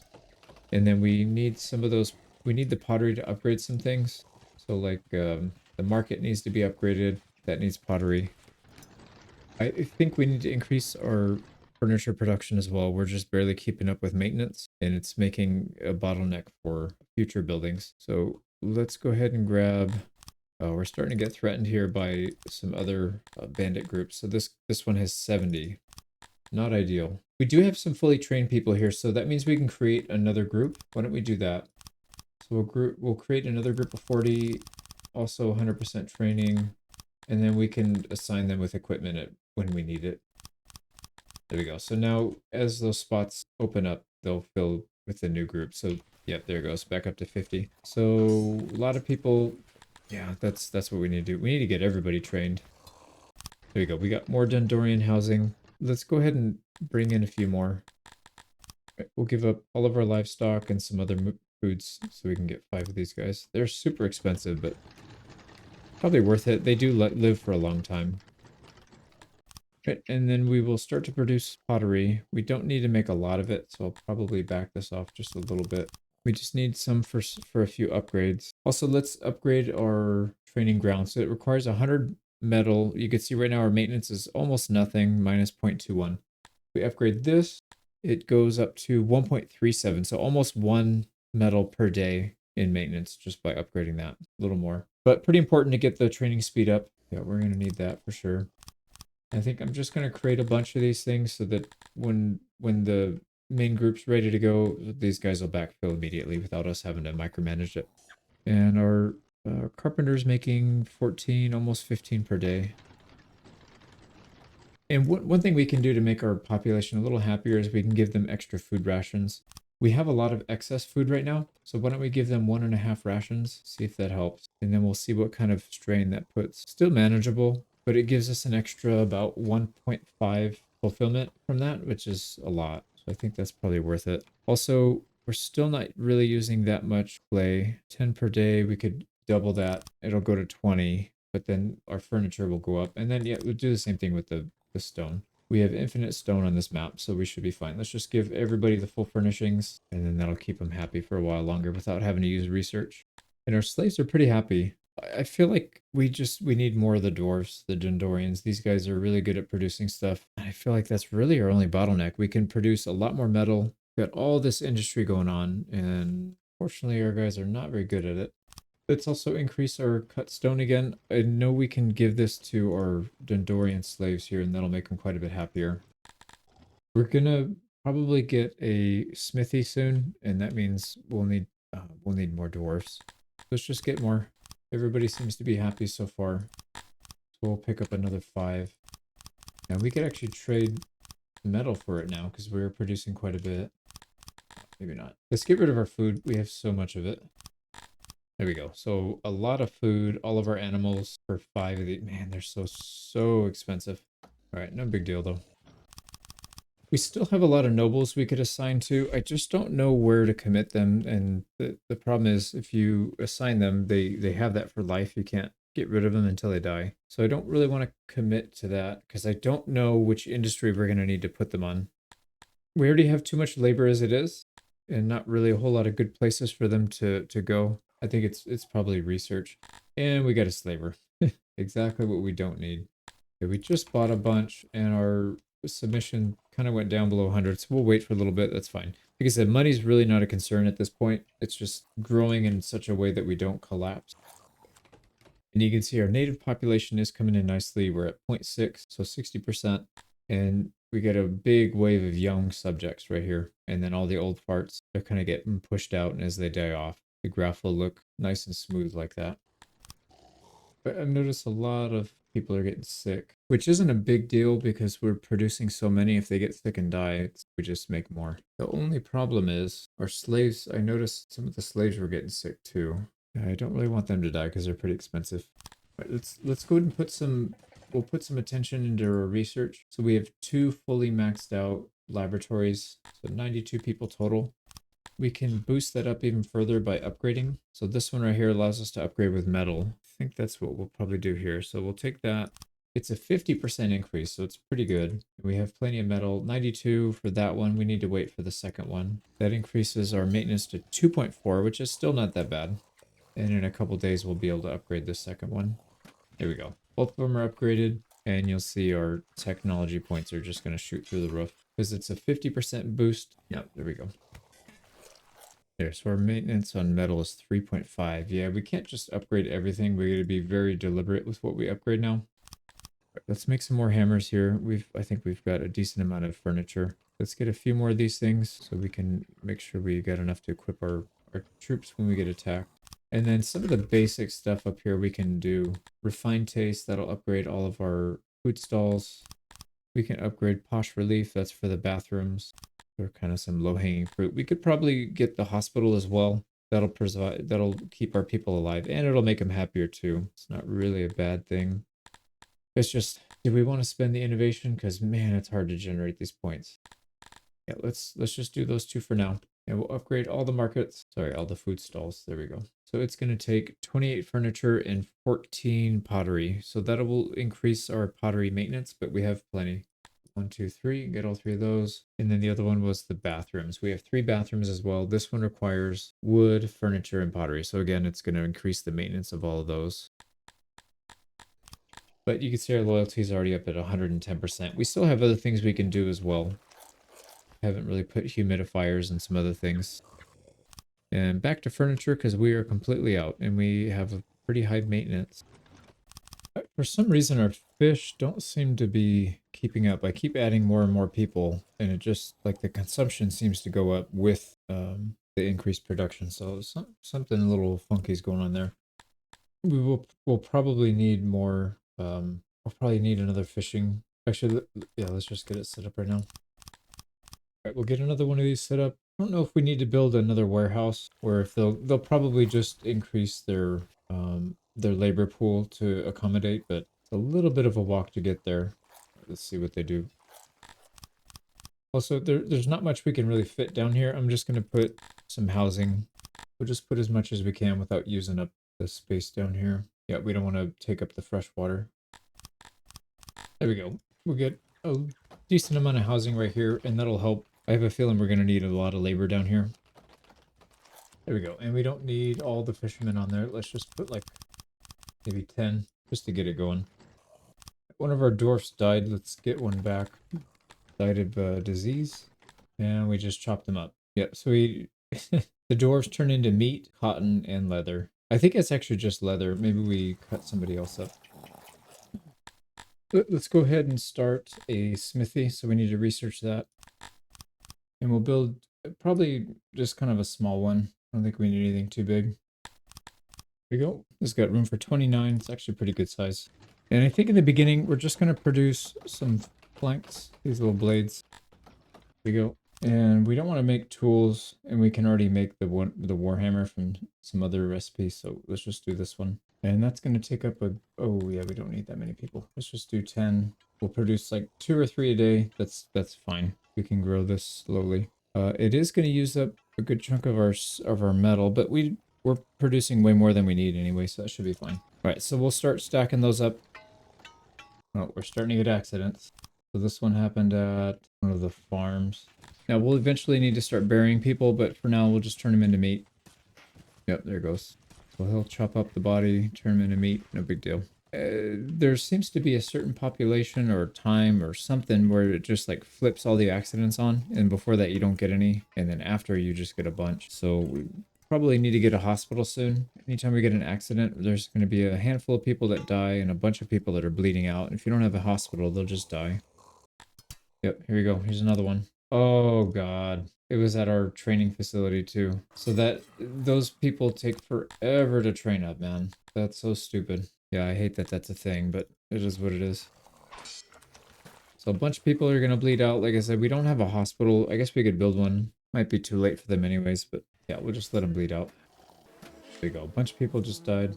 We got 13 bodies, all from that accident. And like I said, we'll just turn them into meat. It's not a big deal.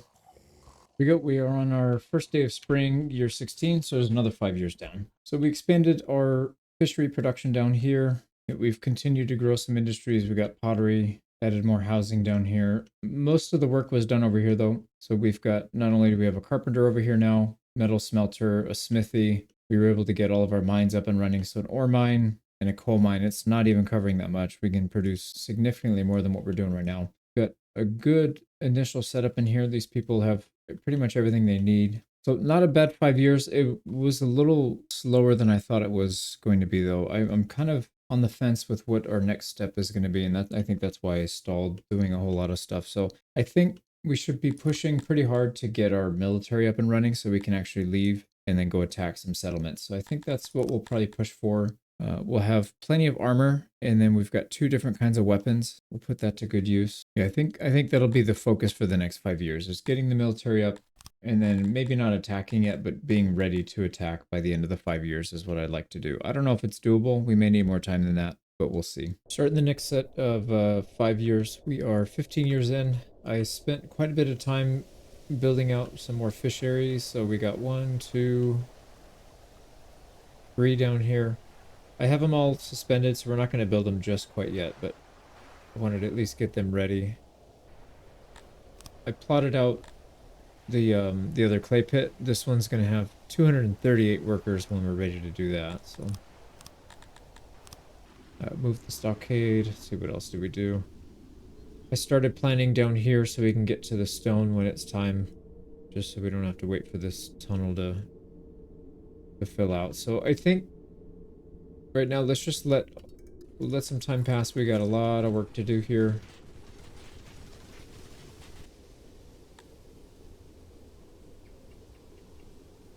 And our first group, there's only 4 people that need to train. It's just about a full group. Second group has got 16 people that are kind of partially trained up at least. So that's coming along nicely. I think we need to build more though. I think we need another training ground. So what I might do is wipe this out, turn this whole area into a lab, just a long lab, and then relocate this somewhere where we can get a second one. We've got too much cut stone. Let's scale this back a lot. Yeah, I think we should probably start specializing our economy. So for sure, we're gonna specialize in clay and pottery. That's a big one. Probably meat would be good. Although we could, instead of doing just meat, we could import some herbs, and then we could turn the herbs and meat into rations, and then we could sell the rations. Yeah, because meat sells for 23, rations sells for 30. So actually, maybe it's not even worth it. Too many. Yeah, we need to optimize our mines and everything here. So we have way too much coal, too much cut stone, but we fixed that already. Too much meat, but that's fine because that will adjust with our population, which is going to be always expanding. So I don't mind going overboard on food. You know what? We should probably get some housing down here and some infrastructure. That would probably be a good idea because these guys are going to have a long commute. And we're starting to get into this area. So why don't we use up some of this area right here? Yeah, we can put one of these. Got the janitor and the lavatory already there. So we'll copy area. There we go. So we've got all the support structures: hearth, well, speaker, market, food stall, religion, and lavatory. And then a ton of housing. So that should help expansion in this area. We can get some other industry down here, but this would be a good start. And then we can just throw more people on fisheries when we need to. I'm a little concerned this tiny warehouse may not be able to support this much, but that's fine. We can always upgrade it. We could upgrade the storage. It's going to cost us some wood and some furniture, but it might be worth it. I think for now it's probably okay still, though. I added another food stall here because it didn't seem like we had enough coverage. Market coverage seems fine, though. Okay, so we're good. I think we're in a pretty good spot here. Now, I've noticed we can't really keep fish in stock up here. This one is not as bad, but this one's pretty bad. So I think either we get a second hauler or we rebuild this one and just make it bigger. Let's get a second hauler up here. There we go. Let's see if that helps. Yeah, we're gonna have to find a more long-term solution for this. And what I'm thinking is at some point we'll probably use these big, what do you call it? It's under logistics. These big transports. These can carry 100 items per load, whereas these other guys carry 6 per load. It's a little slower per trip, but each trip carries, I don't know, 20 times the amount, or 15 times the amount. So what we'll probably end up doing is creating like a central storage warehouse that's close enough to where these food stalls can actually go and get the food without having to have haulers, because this is taking 2 + 5, so 7 workers just to stock fish. That could probably be done with a single hauler or a single transport, but I don't want to do that yet because I don't know where, if I'm going to rebuild these somewhere else and make it more logical. I don't know. I'm not sure yet. All right, so what I'm going to do is get another training ground. It's just too slow. If we're going to do some kind of meaningful conquest, we're going to need more. So we'll get another one right here. And actually what I'm going to do is probably build more than one. I'm going to build just one for now. When it's time, I'll delete this and rebuild it over here. and then we'll make a big lab. We need to do it soon because we're at 92 employees and we're maxed out. And we're already at 881 citizens, which means if we want to maintain 10% of our population doing research, we need a little bit. We're going to need more soon. So we'll probably do that soon, but I don't feel like doing it yet. It's kind of a stressful game. Like, it's always stressful because, well, at least in the growth phase, like, I can't just sit back and chill and enjoy my town. I'm always worried about growing and are we going to starve? Where's that expansion going to go? It's just, and I don't mean that in a bad way, but yeah, it's definitely not the game that you sit down and chill and relax. Not like like Manor Lord. Manor Lords is like one of those comfy, cozy builders. I mean, you can make it sweaty if you want, but this game, I feel like it's pretty much always sweaty. Yeah, you kind of have to be in the mood to play this one. It's a little intense. All right, here we go. So we got another training ground. That's going to suck up 50 more people out of the economy, which is good because we need to get as many of these guys out as we can. Let's get a fourth one going. And then, like I said, we're just going to get everybody, as many of our population trained as possible so that we can help defend against the raids and stuff. Now, this we can speed up one more time if we get machinery. And machinery is very expensive. We'll have to unlock some tech for it. Right here, 25. It would take up almost all of our innovation. I don't know if it's worth it. Well, one thing that's definitely worth it is we should probably increase our crafting because this is where we're deficient the most. Yeah, but also this one, masonry. So we're doing masonry and smithies. We're in the near future going to need paper makers and mechanics. We probably will not ever need jewelers or bowyers. So those aren't going to be a big deal, but the other four we will need. We can also unlock tools, and if I'm not mistaken, tools are 25% per tool that you have assigned. And we can spam tools very easily with our smithy. So once we're done saving up a bunch of these flanks weapons, we can switch that over to tools, and that'll increase our output a lot. Yeah, this whole area needs to be redone. This is not good. This warehouse is too small. I should have, what I'll probably end up doing is deleting this and building it up here, the storage up here, and then just surrounding it with workshops all around it. So that way I'm not having to rebuild everything. But I think for now we're probably okay. We are okay to hire more, or to buy more slaves. Okay, so we'll get rid of, we're going to buy 11 of our Dundorian slaves. We're going to get rid of 1,500 meat, all of our animals, all the opiates, and a little bit of pottery. We'll do that. Yeah, because most of that stuff we're not really using. That's going to help with our carpentry, because we need to increase our carpentry pretty badly too. Our maintenance is already 12, almost 12 and a half. Jesus, that's a lot.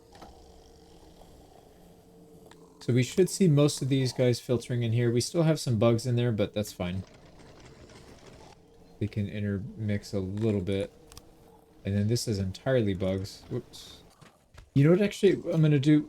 I'm going to go ahead and build another one of these. And rather than doing one giant one, I'm just going to build it so that they're attached. They have a shared wall. Don't think it really matters if it's all one big one. It's basically the same thing. So I'm just going to build another one right there. We don't have enough metal though. Shoot. Yeah, our maintenance is insane on metal right now. All right, we need to increase our metal production. So smelters, we probably need to get more of these Kryptonians, but that's okay. We'll just supplement with our bugs for now. Yeah, that's fine. We'll be making enough. We could also promote some nobility, which wouldn't necessarily be a bad idea right now. I was trying to save some because I wasn't sure where we were going to put all these. I feel like industries are a pretty good idea. The carpenter is always going to be useful just because of how much furniture we use. Our maintenance for that's going to go through the roof even more as we go on because everything uses furniture. We're getting a lot more people going insane.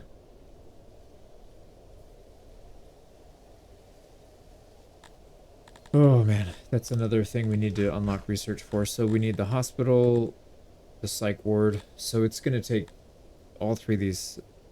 So the hospital, the physician, and the asylum, if we want to get that. That would use up every bit of our points. We also don't have proper burials yet, which is not that big of a deal. And then we need a fighting pit at some point.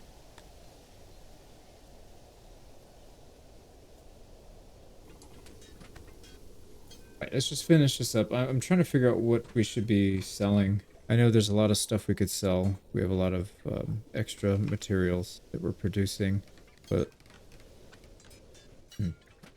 yeah, one thing at a time. Let's get our soldiers up and running again. So now we have 150 people that are training at a time. But the thing is, they only train until they're done, and then they leave. They can go back to the workforce. So this isn't like a permanent drain of your manpower, of your economy. It's just until you get everybody up and running. So I don't mind it as much. And that increased our maintenance up to 6. Jesus, man. I'm telling you, this maintenance is brutal. Really makes you think about everything you build. Like, is it worth it? Not just to build it, but to keep it up and running. It's kind of not a bad mechanic, but maybe a little bit too punishing. Now, I do want to move this training ground over here, but I think what we need to do is save up some metal, because when we go to remodel the lab, we're gonna need metal to build all this stuff in the middle. Yeah, so I think we'll just hang on. Let's go ahead and max out our metal smelter here. Right, we got tremors is something that's causing a lot of damage to our buildings. We can get rid of it by throwing some food down the crack. It's fine. It's just a couple hundred meat and 130 fish. So let's go ahead and sacrifice the food. They made their way to the nearest rift. They threw it down, and then it stopped. So whatever it was, they ate our food and went away. And we got another accident. Oh man, there's blood everywhere. Purple blood everywhere. So we'll start chopping those bodies up. Yeah, 13 dead. Man, that's a lot. As long as it's not our trained soldiers, I don't really care. We'll just... Yep, they're all bleeding out super fast. So let's go ahead and increase our cannibal to 5 employees so they can get them chopped up fast. We get a lot of meat out of that. There we go. One thing we should probably work on is our law. So we'll build some guard posts. One guard post here. We probably just need maybe one over here. Okay, one down there. Yeah, let's just throw a couple all over the place. And that should help increase our law. We probably need one over here, don't we? Yeah, throw one over here. Okay, so that should help. There we go. So if you click on that, you can see in the dense population centers, it's got decent coverage. It's not amazing, but it's better than nothing. And we should see our law, the happiness from law, go up quite a bit. All right, let's try and balance out some of these. Our coal is finally coming back down. Let's add a couple more people in there. Get that to balance out, hopefully. Now, our population doesn't feel like it's growing all that fast anymore, which I don't mind, actually. Yeah, I don't actually mind that. So if we look back, 30 days ago, it was 906. Today, it's 931. So like I said, yeah, it doesn't feel like it's really going up all that fast. Oh, but that includes children. Oh, it includes the children. Okay, yeah. It's still going up. All right, what I'm going to start doing is, let's do some trading. Let's get rid of some stuff. If we don't need animals, we're not using that at the moment. We've got a lot of furniture. Let's get rid of like 50 of it. Can get rid of some cut stone, some pottery. And then we're just going to take as many of these rations as we can get. There, so about 400, that'll work. We'll try and trade off some of the stuff that we're maxed out on. and then we will build up our supply of rations. So when it's time to do some military conquest, we'll have at least that done. So we need clothing and rations. Otherwise, people will defect immediately. Yes, this cut stone's going back up again right away. Oh, we'll just trade it again. Okay, there we go. So we'll just get rid of a bunch of excess stuff.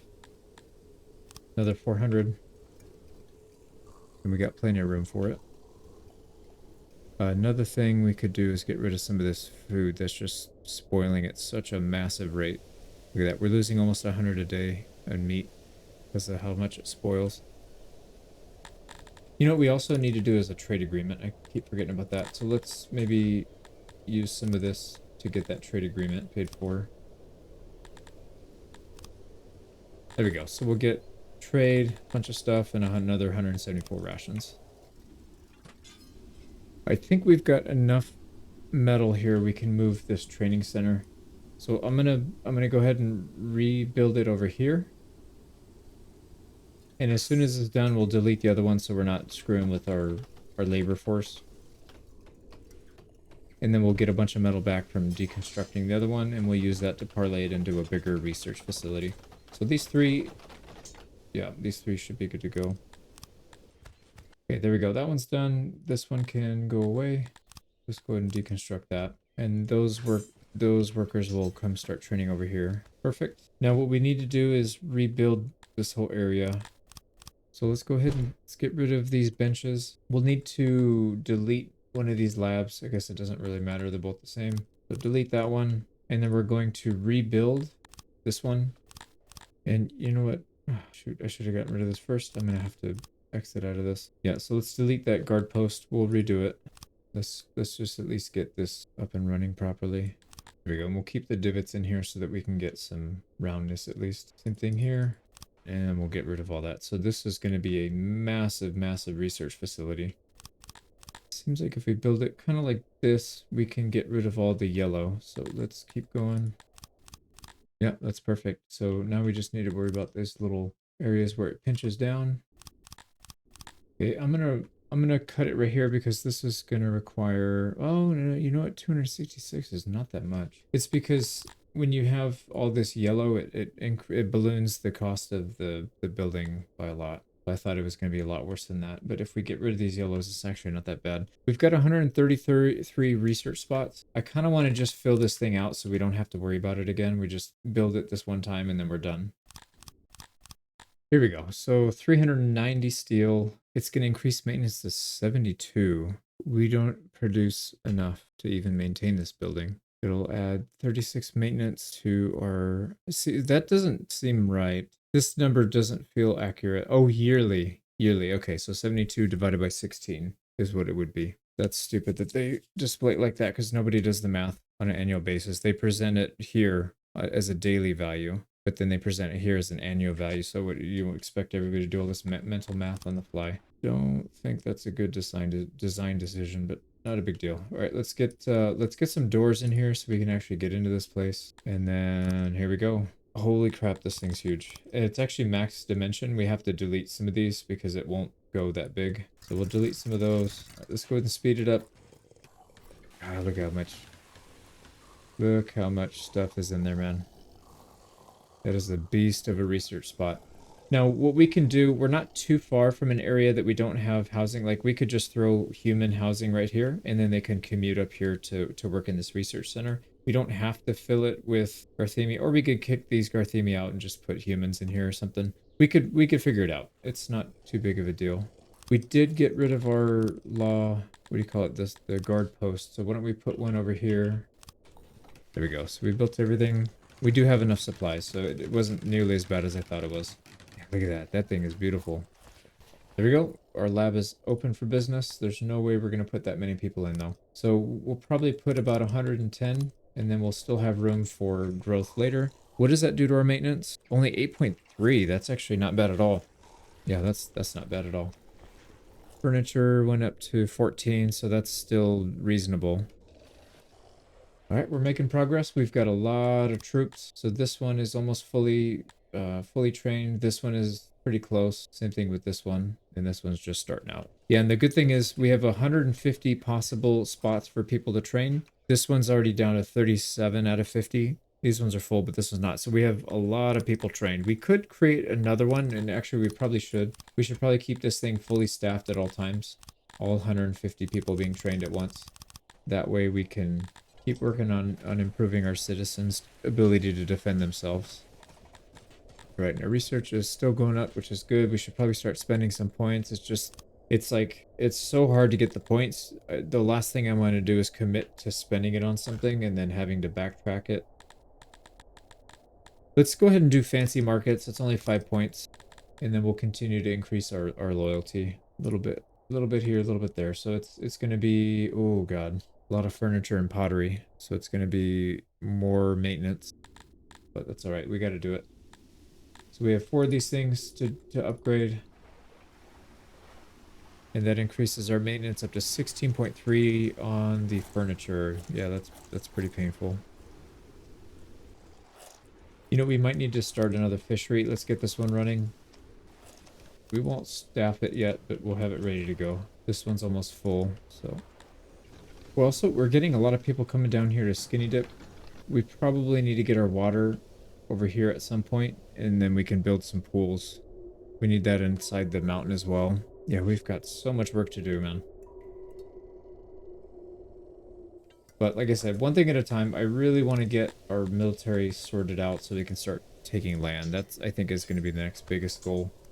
And the thing that's nice about that is we'll have a lot of resources coming in, and so I don't want to build infrastructure in industry until we kind of know what our starting industries are going to be. So like I don't want to build out lumber if we're going to have a town that's going to give us a massive amount of lumber. So it's just a lot of extra work that's going to be undone. Speaking of lumber, let's go ahead and cut down some more. Okay, there we go. We'll sell some stuff. And we'll pick up some more rations.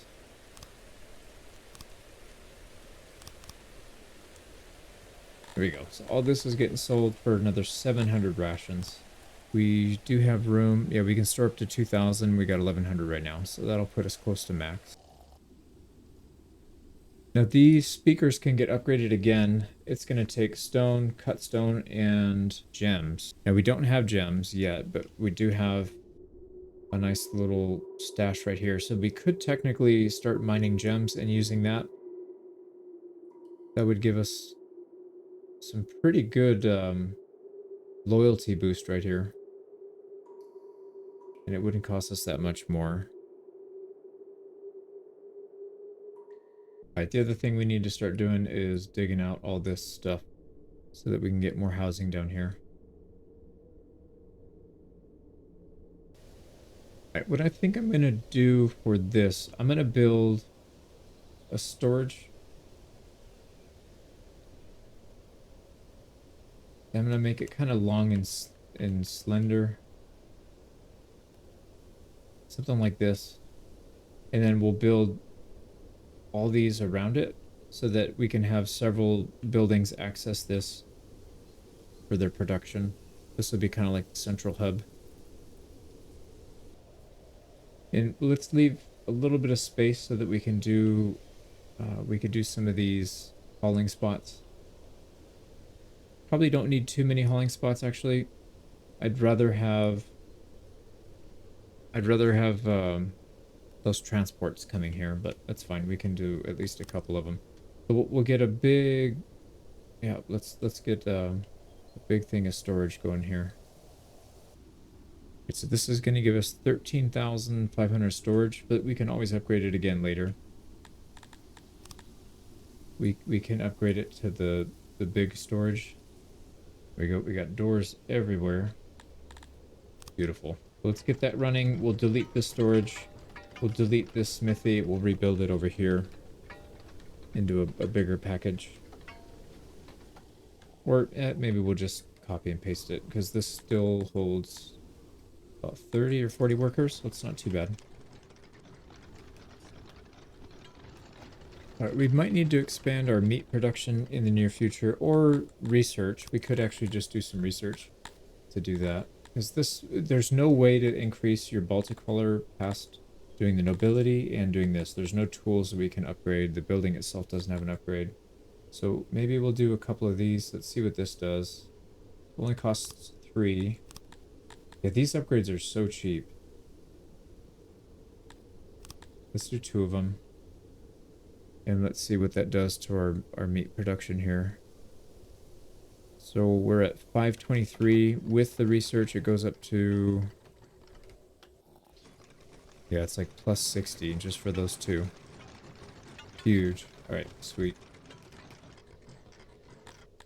Yeah, we still haven't been raided. These guys are chickening out. Now it's these 2. There we go. Our storage is done. So we need to kind of copy paste this. So it's wood, furniture, metal, and then the weapons. Okay, that looks good. Got everything allocated here. So let's go ahead and delete this. And then they'll shift all that stuff over here. Hopefully. Okay, what is going on? How come these guys aren't picking up this stuff? Alright, I'm gonna just manually do it. Let's just put a massive amount of people in here. They need to go pick all this stuff up. Come on, dude. There they go. There we go. All this stuff's put away safely. So now let's go ahead and rebuild the smithy as well. And I'm gonna put a little bit of coal in here. I don't want to do a bunch. Coal and ore.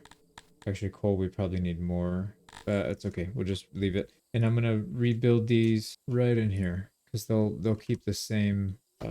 They should keep the same, right? Nope, it did not. Shoot. Okay, so one needs to be for coal. One needs to be for ore, and then we can just delete these 2. You know, let's also do some fish upgrades. 3, 4. Yeah, it's not that expensive, and it's probably going to give us a huge boost. So from 470, I didn't see it go up. I'm not sure what's going on there, but that's all right. So, okay, we've got this. Let's rebuild our smithy. I think this is going to be, maybe we can just do 2 or 3 of these connected, because one thing I don't want to do is just have one giant smithy and then have to constantly change these. I'd rather have maybe 2 or 3 smaller ones, and then we can have one making weapons, one making tools, one making armor, etc. Instead of having to toggle back and forth. So I think that's what we'll end up doing here. So let's build 2 right here. Probably build more down the future, but right now let's just leave it at 2, and then we'll delete this one. Alright, there we go. So let's go ahead and delete this one. And then, like I said, we'll have one. Actually, I don't feel like we need... I'm going to switch this to the hammers. We already have almost 200 of the flanks, whatever the hell that thing's called. Let's get some tools going as well. We will need those in the near future. So let's go ahead and get a decent amount of... Oh, wow. We already used up all our crates. It's because we have way too much wood storage, which we don't need. I'm going to scale this back a little bit. And I think let's start using the hauler, because this is getting kind of ridiculous. So I'm going to use a transport. Sorry, not a hauler, but a transport. So let's set one of these things up, particularly for the coal, because it seems to be out of supply. Well, no, we need it for the ore too. The ore's not doing well. Let's make a little bit of space here. This is going to add a tiny bit of maintenance to our metal, but I think that's acceptable. So here we go. We are moving coal. So coal source is going to be here. Push source is going to be here. So they'll load up with stuff and just take it whenever they're ready. Let's get this ready. Here we go. We'll get this one for the ore as well. There we go. So this will be for ore, full source, push source, and then we're good to go. They'll go grab some livestock. There they go. They grabbed some livestock, and then they'll come back here and start loading up their little cart. There he goes. And then as soon as it's full... why are you not full? He probably went to sleep. There he goes. And there he goes with the cart. You can see him. Gonna come up here and deposit it. There he goes. So he'll fill up this thing with 100 coal, which is much better than what we were doing here. So what I'll probably do is delete these so we can get that labor back. And I'm hoping it's enough. It should be. It should be significantly faster with less labor. This one, did he go yet? Yep, there he goes now. It's got 100. If it's not enough, we could always do the transport that has more than one. I think you can get like 20 or 30 of these things up to, but we probably only need one or two in the beginning. Let's see, there it goes. He's dropping off the coal and the ore. Yeah, I think it's probably enough, but notice we don't have that warning anymore saying that we don't have enough coal. These things are all running at max efficiency now, so we should be good. We are short on coal here, so let's pick up the pace on that. Actually, you know what? That's fine. Let's burn through some of our reserves. We don't need that much. Let's maybe close the gap just a tiny bit. Yeah, there we go. So -5 is fine. Okay, so we're good there. And we are getting tools in now, so that's really good. I think I'm gonna expand this warehouse right here, because I do want a central hub, and this is pretty central. Maybe not to the whole map, but it's pretty central to this. I would say this whole southern part of the map. And there's things that I do want to keep in here that we don't need a lot of, but we need some, and we can probably get some import depots going over here. So if we're gonna have hospitals and all that stuff, we have a little bit of opium. We need more. We also need to get some fabric, which we could either import the fabric directly, or we can import the cotton, produce our own cotton, and then do that. I think probably just get the fabric ourselves directly rather than producing it, because I don't want to add more supply chain here, because this is what buy price is 39, buy price is 15, so it's a little more than double. And then the weaver turns, it's a 1-to-1. Okay, so there's actually a decent amount of savings there if we do it ourselves. Problem is our people suck at it, so we'd have to have more slaves, and I'd rather have the slaves for this stuff.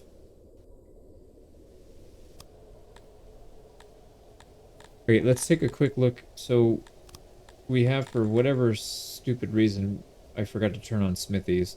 So they're actually better at smithy. The Dondorians are better at smithies than they are at carpentry. So we're better off having full smithies and then backfilling with carpentry with the bugs. Yeah, that was a misplay on my part. Let's make room for more of these guys. Here we go. So we'll hollow out a little more, and we'll start putting some more housing for the dwarfs. Now I have noticed a decent amount of our slaves are getting sick. I just saw one get carted off. He died. We can take more slaves, and I think we should, but we should also get a hospital running. And I think we need more storage space if we're going to do that. So I'm going to go ahead and expand this one. All right, so we've got 25, almost 26,000 storage here, just in this one spot. We're not quite there yet, though. We've got a couple yellow things we're going to have to redo. So we'll just take it out, fill it in with one spot, and then it'll reduce us by 1 crate. It's not that big of a deal. And I wonder if we do one in the middle here, if it'll, yeah, see, it doesn't pick up that one, unfortunately. So, yeah, we'll have to delete at least 1 crate per yellow. There we go. We got no yellows, 25,000 storage even, and it's actually not even that expensive of a building. It's kind of wild. Let's go ahead and construct it. This thing is a beast, man. So we'll be able to have a lot of stuff in here. We'll probably have at least 1 or 2 of everything to make sure we don't leave stuff on the ground. Now that's gonna kill the shape right here, but I really don't care. Yeah, I don't really care. We can fix some of this stuff around it, just not that little corridor space. Yeah, I'm thinking maybe in the future what we'll do is, instead of putting housing directly across the street from the storage, we should probably put whatever industry we're trying to do. This one's a little different though, because it's just a centralized warehouse. It's not meant to be. The only thing it's near is the Baltic crawler breeders, so that helps with that, but not a big deal. All right, let's go ahead and get these set up. Now our metal storage is actually up here. We don't need it down here, so let's get rid of this one. Yeah, like I said, we can do a lot of trading. We'll leave a lot of this space open. So if we need to import, we can import into here.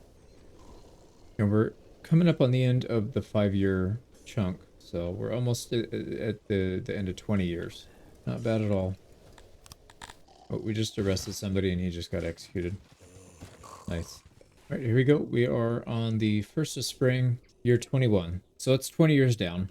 Population's up to about 1,100. Well, it's 1,200 if you include all the children, but I don't. We'll just look at the adults. We did quite a bit of expansion here on our food, at least in terms of fish. So we've got fish all over the place. We expanded our hatchery. We increased our lab space. Speaking of which, probably need to increase that a little bit. We'll go up to 125. What else? We started a massive warehouse in the middle here. We increased our training. And if you look at our soldiers, we've got several groups that are just about done. So these guys are ready to go. We actually probably need to start attacking someone soon. With this many troops, I think we should. Yeah, I think we'll wait for these last 2 groups to finish training, and then we'll send 2 out, and that'll leave 150 troops for defense.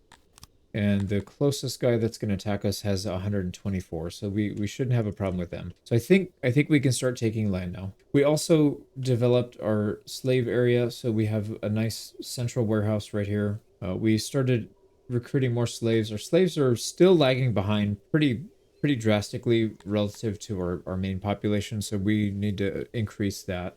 And I'm thinking probably more just like we're doing, more manufacturing. So we'll probably get some more pigmen because they're easy to please. And I think we need to step up our manufacturing here a little bit as well. But yeah, we started producing tools. We've got 2 kinds of weapons. We've got a little bit of armor. We need to get research going so we can get plate armor, though. That's going to be massive. Plate armor, shields, and these swords, I think, is going to be really important.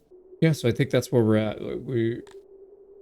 We'll probably not expand too much in here, at least not for the time being. We do need to keep an eye on our food, though, because our population is growing quite fast. So we'll need to keep up with that. We have a lot of research points to spend, so we'll need to do something with that. I'm thinking maybe tools for our food, and then I do want to get this Baltic crawler breeder leveled up a lot. And then we'll start working on the 2nd level and then the 3rd level at some point. And we're going to have these things going to be cranking so much food out. But we also could expand into more breeders up here, and I think we'll probably do that soon. So not 100% sure. For sure, we need to start attacking. So we'll get ready, and we'll attack one of these free lands. I'm not sure which one, but one of these 2. Probably this one because he's closer to this guy. I don't want somebody else to take him.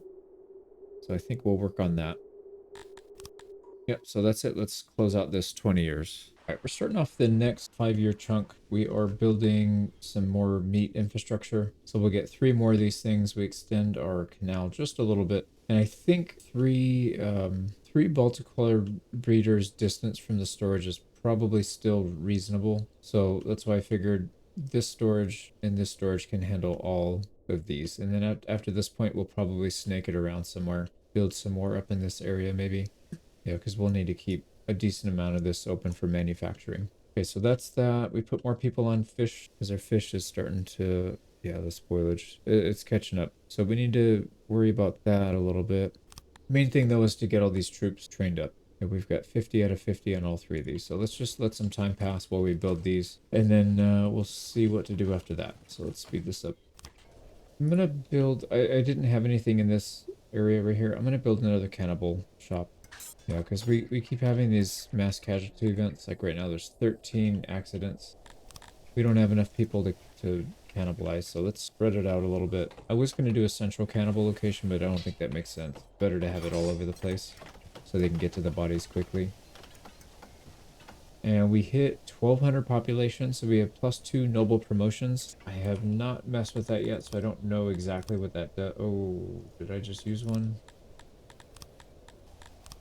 Oh, crap. Well, we just assigned one. So apparently they're getting a lot. Whoa, yeah, look at that. That's a huge boost. We could do the same thing for meat, but we don't really need it yet.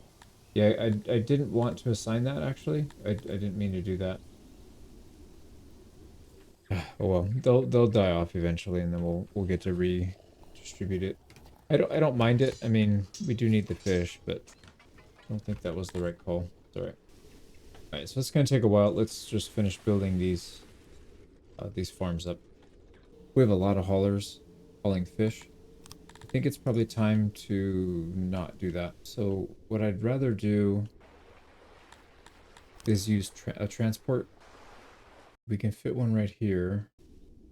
It's gonna block. Yeah, we don't want to block. So we'll put one right here. And then what we'll do is we'll have some room for fish in here, maybe just a couple hundred, 300 or so. And then we'll probably put another hauler right here to haul the fish over here, so at least we can get the big one here, and then eventually we can have another hauler. Yeah, I think that's what we'll do. So, or not a hauler, we can have another transport at some point. I'm just taking fish all over the place.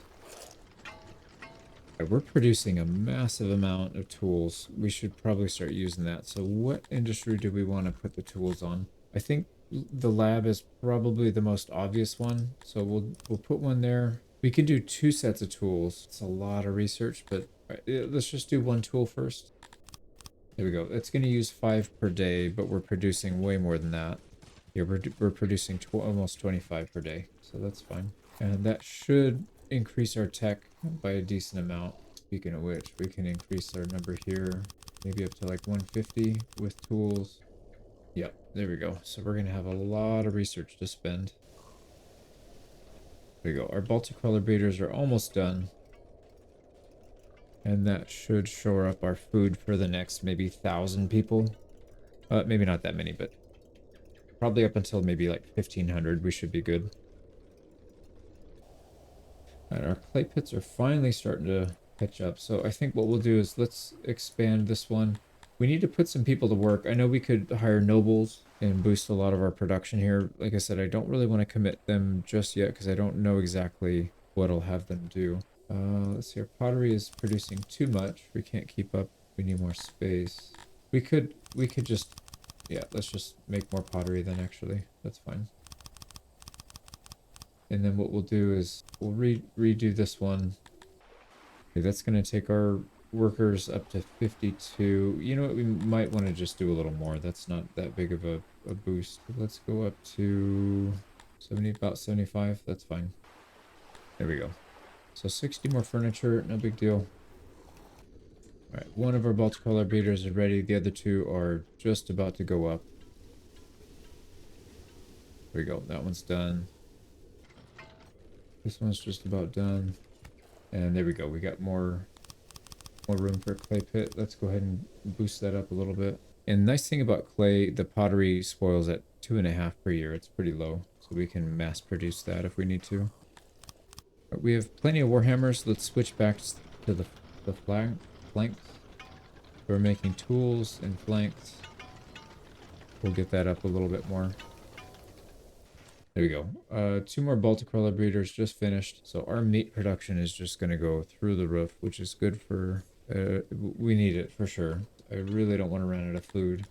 How is our fish doing now, actually? Is this able to... Yep, it's able to stock fish. So I'm going to delete these 2. And then I'm a little concerned about this one being able to restock at a reasonable rate. So what I'll do is I'll put 1 hauler right here for fish. And we'll pull from the close warehouse so it's not going for too far. There we go. So this should work. So fish, pull. So that means we have plenty of meat. Oh, you know what these guys need? Yeah, that's fine. We'll just leave it. I think we'll leave it like this. I was going to say we should probably do a hauler for meat as well, but curious if that would reduce the labor here. It would increase the labor for the hauler, but I think the net would probably be better. So let's try it. So we'll grab, come on, grab some meat. And we'll haul it from this one. And let's see if that, right now this place has 5 employees. Let's see if that goes down if they don't have to travel as far. So that's my hope. Otherwise we're just burning employees for no reason. Yeah, it doesn't seem to make any difference, unfortunately, but we'll keep an eye on it. All right, how are we doing here? We are positive clay now. Everything's looking really good. Now we did run out of space for fish. This thing is maxed out, which means we should probably just scale back our workers. So let's pull back a few people here. Oh boy, here we go, slaver, so we can get cheap slaves. We'll definitely do that. Let's keep an eye on our production here. Yeah, we can scale back even more. There we go. So we'll be about break even for a little bit, and then the spoilage will reduce, and that'll be our surplus. Okay, let's worry about slaves right now while we can get them cheap. So what's the main bottleneck that we have? We are starting to use quite a bit of metal. I think we should get at least some pigmen. We have only 10 minus however many died. Looks like a couple of them died already. So we'll get some pigmen. Let's go ahead and sell some stuff, so we can get rid of all of our animals. We have way too many animals. We got quite a bit of everything, so let's just start selling stuff off. There we go. So we'll take 119,000 in cash, and then we will parlay that into a bunch of slaves. So let's go with 22 of the pigmen. That should fill up these, and then we still have room for some of the dwarves, the Dendorians, if we want. Yeah, why don't we take maybe like 12 of these guys? That's a pretty big increase to our slave population, so let's not go any more than that. Actually, no, we do have more room. Yeah, it looks like we have a lot more room. So we'll take more dwarves. They're the most expensive one right now anyways, so we want to get them while we can get them cheap. We'll take another 10. There we go. That got us down to just below 100%. So perfect. Now, our smelters, we should be getting rid of the... Yeah, we'll get rid of the bugs from there. Our carpenter has bugs. Yep, so the new Dendorians are going to kick them out. So that's perfect. That frees up more labor. God, we have so much labor. Also, I noticed we are out of coal, so we need to really pick this up. Also, apparently our janitor's not able to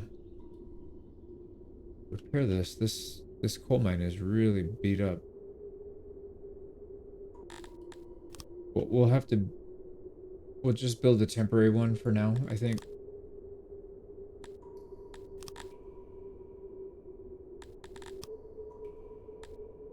Yeah, let's just build a temporary one down here so we can get this thing operating. I have a feeling that's why our coal has gone down so much. So let's get that running and repaired, hopefully. And we probably need to kick this up a notch.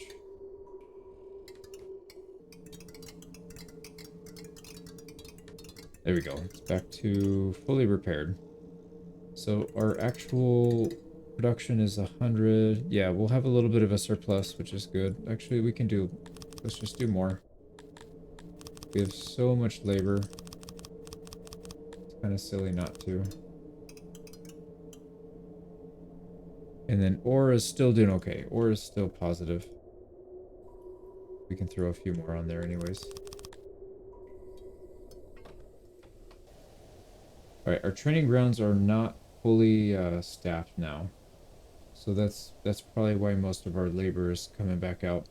Which is good. If we want to send 100 people out, we have 154, so we'd still have some free labor to throw around.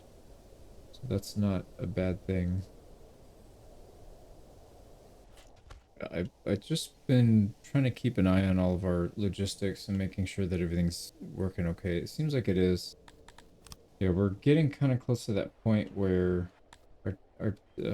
well, no, that's not true, actually. We're not even using as much. Our clothing is just about breaking even right now, but some of it's due to spoilage, so that's probably okay. We do have a decent leather income, so we still have some expansion, but the thing is, we're going to get to a certain point where the population is just too big for one hunting lodge to keep up with it, so we'll probably have to supplement with some imports, but we're not quite there yet. Also, I noticed the water is not enough to keep up with this. So it doesn't push all the way up here. We need one more pump. I don't know if it's worth it though. So if we go to one of these, that's... Yeah, these are all producing just about 70. These are producing a little bit less, 64. So for 6, 12, I don't think it's worth it. When we do another pump, it'll be because we're going to push it somewhere else as well. So, like, for example, we should probably have an offshoot going this way into the mountains, and then we can have some pools and stuff. Okay, here we go. So, yeah, most of these groups are fully trained. I think it's time to start sending people out. So we need to, in order to send people out on military campaign, we have to supply them with logistics. So military, the Army Supply Depot. So we're going to need several of these. We're going to need one for each type of good that we're sending out. So one for rations, one for clothing, one for armor, and then one for each of the weapon types. I don't think we need anything else. So let's figure where everything is. The rations are not in the big warehouse, actually. It's on this one, I think. Yeah, it's at this one. I'll probably pull these back. Yeah, I'll probably get rid of the rations here.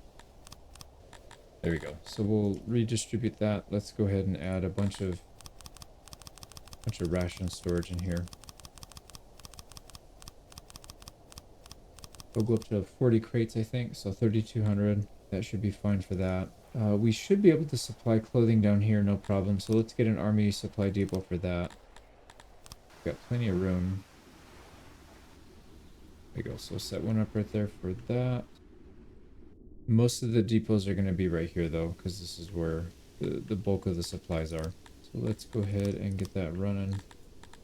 And then the weapons and stuff are right here. So we need to set one up in here. Okay, so we have armor. Right, yeah, this one's for armor. We need one for food.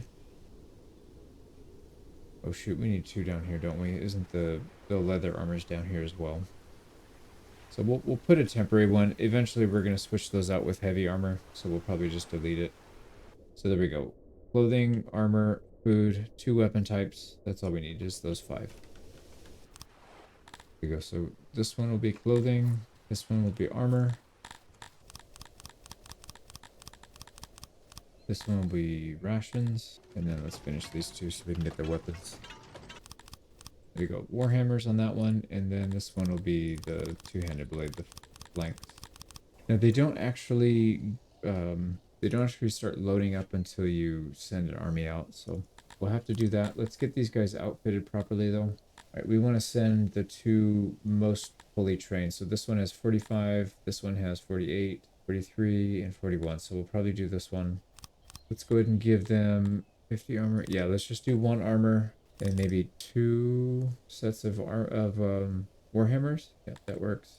And then this one we're going to do 1 set of armor and 2 sets of blades. So they'll be pretty potent.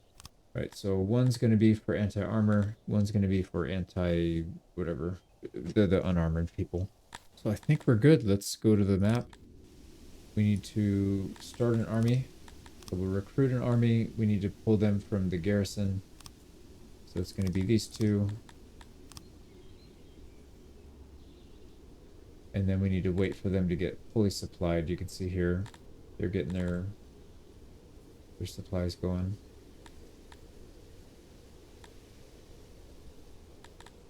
There you go. And then we'll see these start to fill up. And as they fill completely, they'll ship it out.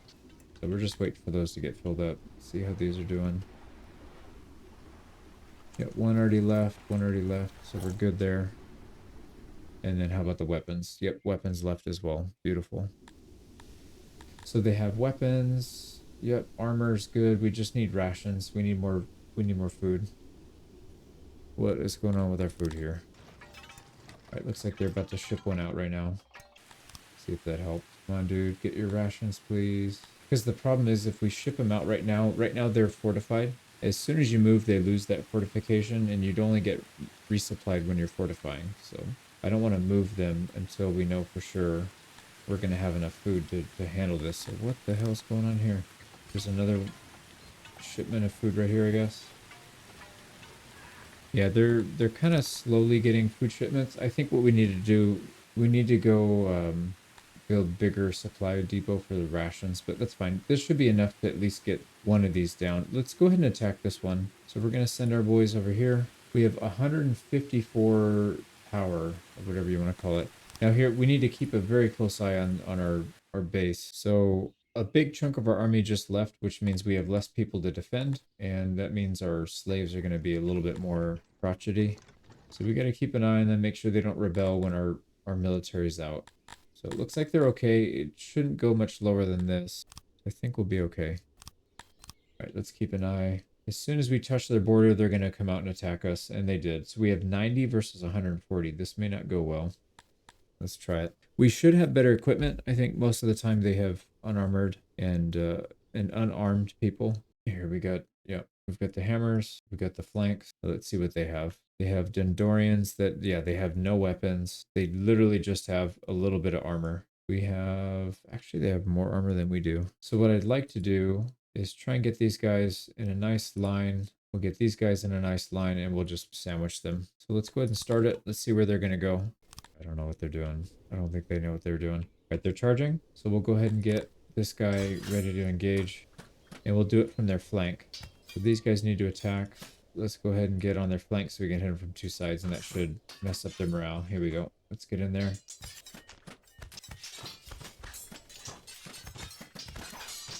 There we go. I can't tell who's winning, but I do know we are killing a decent amount of their people. We're taking some losses, but not that much. Yeah, their morale is about to break. They're getting really low. 44, 41. Yeah, we're taking losses. But I think we got this. I think we got this.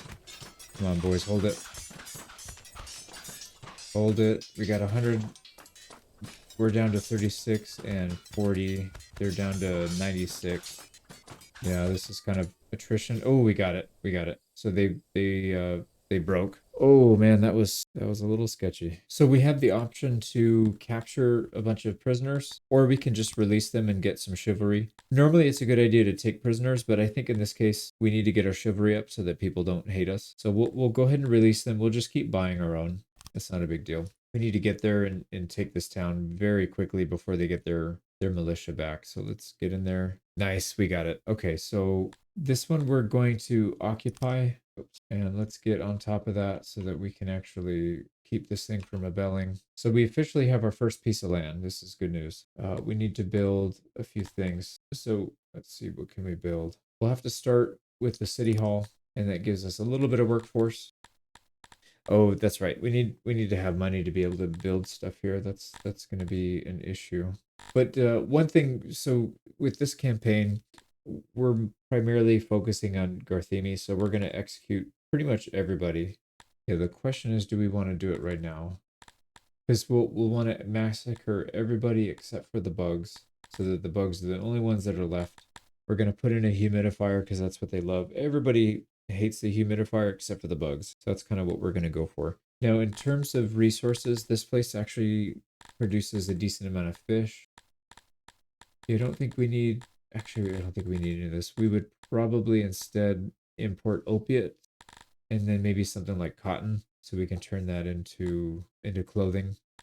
I think we're just going to leave it alone for now. So let's go ahead and wait a little bit. We'll let our army resupply, and then we need to send them back so they can go get some more people. Now they already sent some people in to get training, so you can see these things are just about full now. All right, so we're still doing okay here. Yeah, let's pull these guys back. All right, we'll pull them back and then have them re-enter the population. And then we'll figure out what to do at that point. So here we go. These guys are coming. We'll disband them. Now this guy's got an army here on our border. He's a solo kingdom though, it looks like. The only one. But that's our only trade partner, so let's actually not mess with them for now. Okay, there we go. So we're going to disband this army. Yeah, we'll disband them. That'll send them back into the population. There we go. So we should see a pretty big influx of people coming in. And then also all those military supplies that we had, we should be getting that back. Right, this town's actually threatening to rebel. We need to just get the support up, so we need to hold it off until then. Why don't we get whatever building we need to reduce that threat, or we could increase their happiness. There we go. Let's see if that helps. So we built something that increases the happiness in the population, and then also we can reduce their tax rate. That should help. We don't really need their money. There we go. Yep. So they're all going back up. So we shouldn't be worrying about rebellion here anyways. I think we're okay. And then over time the support goes up to 100, and then once that happens, you're pretty much in the clear. So let's go back and manage our town. I want to do that again. We'll go take the town in the south because there is one pretty close by. We need to do that before somebody jumps on it. Also, actually, is there another one over here? Not really. So that was the closest one. And that might actually open us up to more trade routes. Let me see. No, it doesn't. I think it's because there's no route to the capital. So we'll keep taking stuff down here. This one's really easy to take. And then this one also should be pretty easy. And then there's a bunch of them down here. But it looks like, I don't know if this guy started here, if he attacked somebody. I think he probably started there. There's a bunch of towns over here we can go take. So why don't we work on that? All right, let's get our troops in good enough shape where we can go attack again. All right, you know what? We could use one more group, I think. There we go. That should increase the amount of people that are training in here. So there we go. All right, we're starting to overproduce some stuff, so let's scale back. We have too many tools. We could use some more weaponry, I guess. We'll go up to max on some of these. Yep, let's go ahead and produce some more hammers. We're already making the flanks with the other ones, so that should work. And also, while we're here, let's just create another military depot right here. I'm going to rearrange this later, but let's just get something temporarily. I'm going to do another one for the rations, because that was ridiculous how long that took. There we go. So another one on rations. Oh crap, our maintenance is actually... Oh, you know what it was? I think we had an accident in our carpenter thing, and I think it killed off a lot of our slaves. So our production's gone down. What I'm going to do, because this is going to be a problem for a long time, I'm going to promote a noble here. So let's go ahead and promote this 1-year-old, and then they can look after carpentry. So that should boost our carpentry to the point where we don't need to... Yeah, there you go. That should help a lot. We don't even have 50 people in there, so one noble is enough to double the entire building, so that should help. What about our metal? Metal is basically breaking even at this point, but we can increase... No, we can't. We could promote another noble for that as well if we didn't want to build another one. We also have a massive amount of research, which I think we should probably start spending soon. I think the civic stuff we're going to need. We have a lot of crazy people, so we need an asylum. But the other thing we should probably do is continue to keep our ration stocked. So let's get like maybe another 500. What's our little town up here doing? So support's almost at 100%. All right, so this place has one coal deposit, one stone deposit. It has pretty good fertility. Yeah, a lot of ocean, so good for the fish. The problem is we don't really have a need for opiates right now. I mean, we can use it for a hospital, but we also can just get our own. Oh, poppy domestication. Can you not import this if you don't have the tech? I'm curious if it forces you to take the tech just to do this. That's interesting if that's the case. Yeah, I think we'll leave this town alone for a little bit. Yeah, I'm kind of getting tired of all these people getting sick, especially our slaves, because they're super expensive. And then that one accident here killed off most of them. So I think I'm going to spend some research points. So hospital, we can make one. I guess it doesn't really matter. I do think the hospital being centrally located would help, or we can build them all over the place. But I think having one big one in the middle is probably even better, though. Maybe not. Maybe we'll move it later, but let's just get one for now. There we go. So very simple layout. We got room for 25 patients. There we go. And this requires both fabric and opium to work. We have a little bit of opiate. Probably need to trade for some more. We might get some more soon, actually. And then the fabric. We need to get some fabric. So let's go ahead and make some room for that. So we'll pick up a couple hundred manually for now, and then down the line we'll probably set up a permanent trade route for that. There we go. So some animals, most of the money we had, and there we go. Here we go. So we should have patients coming in here. No available service. What the hell are you talking about? Okay, there we go. People are starting to come in now. Okay, so everything's working pretty well here. I don't think we need to adjust much. Our food is looking really good. You know what we should probably do is make some more armor. Looking here on our troops, because I do want to try and take another piece of land here. Not quite. That's alright. We can wait a little bit. Might not be a bad idea to unlock the research here for the mechanic. But we'll definitely be needing it, and we could use it right away. We can upgrade all three of our training grounds. And then we could also upgrade... wait a second. No, we need this one for that. Never mind. Yeah, you know what? We have a lot of weapons. I'm going to turn off the warhammers. We don't need tools either, so I'm just going to cut these guys loose. So we'll put them back into the labor pool. That should reduce the strain on our metal industry as well.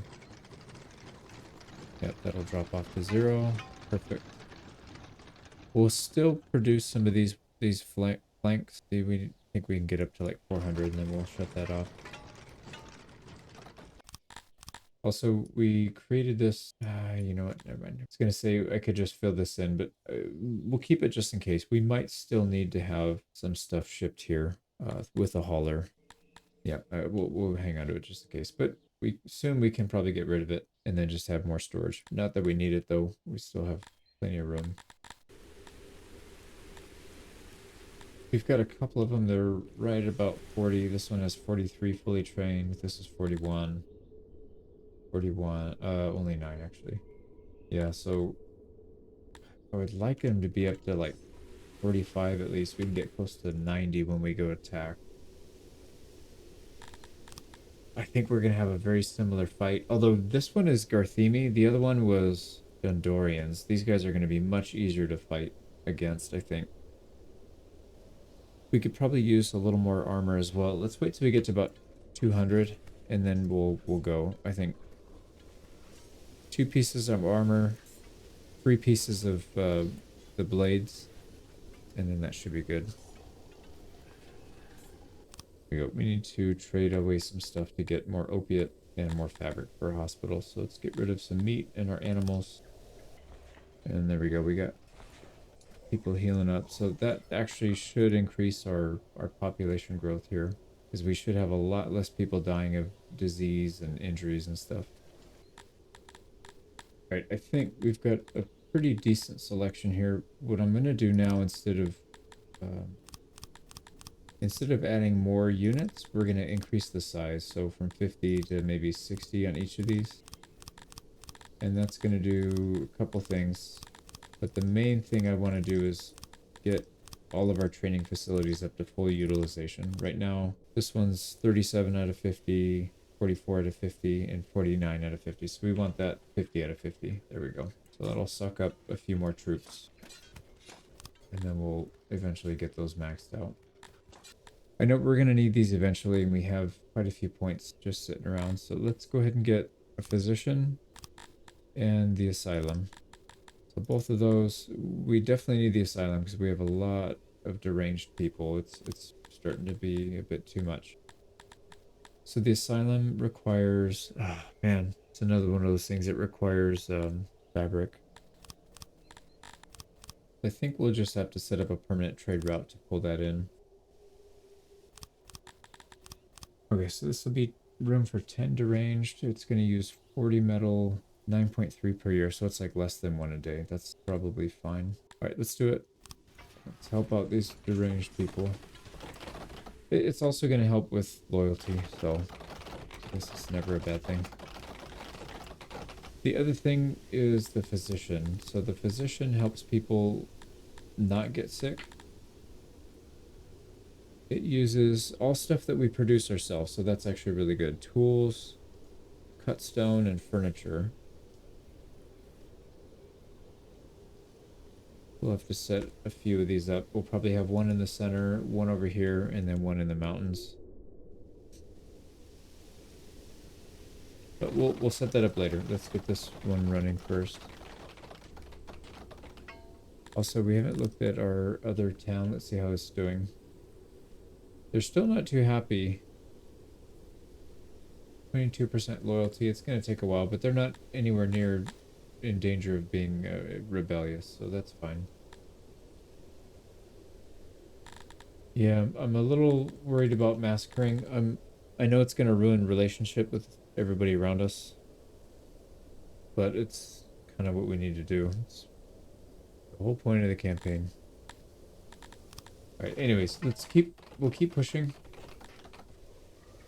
Okay, here we go. So this thing needs rations to work, which is totally fine. We have a lot of rations. Here we go. So we're gonna start fixing these deranged people. Let's get a little more opiate, some more cloth, and then let's also we'll stock up on some rations, maybe another 500. We can probably take more. There we go. So we'll get 800 rations, a little bit of opiate and fabric, and we're giving up a bunch of meat and animals. We'll take that trade.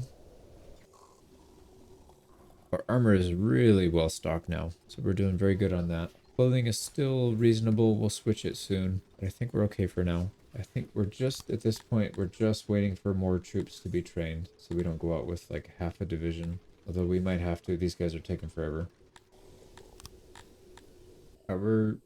We got about a year and a half left before the next set of 5. I really wanted to get both of these done, so I think I'm going to push this forward, even though we don't quite have a lot of troops. It's fine though. I think we should be okay. We'll have more protection. Yeah, we'll have more protection this time. So the other thing, I'm going to switch this back to the falcata, or the flanks. So we'll have 2 pulling these because we're going to have a lot of them. Yeah. All right, so let's go ahead and do it. We're going to use this division. So we'll go ahead and give them 2 pieces of armor and then 2 sets of weapons, I think. Yeah, that'll work. Same thing here. Put 2 and 2. And then let's go ahead and create another army here. There we go. So they're mustering, fortified, and we should get all of our supplies now. Hopefully the food rations are better this time. Accident. And our workforce went down the drain. All right, let's go ahead and what can we cut back? We can probably cut back some of the clay workers. There we go. Make sure we're not missing any labor anywhere. Okay, how are we looking here? We're still waiting for shipments. Another accident, dude. What the man? Alright, we just lost half our slave population, unfortunately. Ah, this game sometimes. Alright, let's go ahead and pull in 10. There we go. We'll take 10 more pigs. That's pretty much who we just lost right now. And then what is going on? Why are we not getting armor? Okay, he's loading it. He's just slow as hell. Yeah, this thing is supposed to be... Yeah, I think the problem is we just need more labor in there. Why don't we do that manually? Right now, how are we looking? It's still... Dude, what the... Man? The other armor's taking forever. There they go. Right, that should be better. Yep, there we go. Okay, and we have a decent amount of food too, so we should be fine. Let's go ahead and attack. We have 84 troops. Yeah, we'll have to make it work. Alright, they're coming out to attack. They have 153 troops. This is the Garthemi. So they're very low morale. I think we're okay. I think we're okay here still. Our weapons should be cutting through them pretty fast. Let's take a look. Yeah, see, they don't have any weapons. They literally just have the 2 leather armor. And then we've got much better training as well. Alright, let's do it. I think what we'll do, same thing as we did last time. Let's try and get them at 2 different angles. Oh, they're charging. They're gonna go right through the middle. Now they're attacking our throne, which is not good. Would love it if you went in there and actually attacked. There we go. These guys need to get in there and actually attack as well. Alright, so they're not losing anybody. What the f is going on there? Oh, they just broke. So their morale was terrible. Yeah, like I said, the Garthemi are really not that good in combat, which is why it's super important for us to be very, very highly trained so that our guys don't just instantly run like that. I don't think we really lost anybody there. Yeah, we still have 84. We took 0 losses. That's really good. Now, we don't want to take any captives again. We're just going to release. We'll take the chivalry. We need to get down there quickly before they regenerate their militia. So we got it. Yeah, we're not going to loot, raise, or any of that stuff. Let's just occupy it like we did the other one. And then I'm going to send these guys back immediately because I don't think we really need them to keep the peace here. Oh, we don't have any government points. So I think I misunderstood what these do actually. So the nobles are 50 workers each. And then if you promote them in rank, then it boosts 250 workers. So that makes a lot more sense. So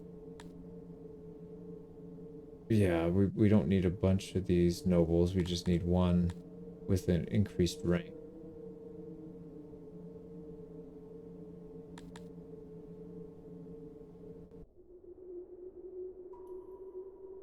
We need to get more government points too. So let's look at research here.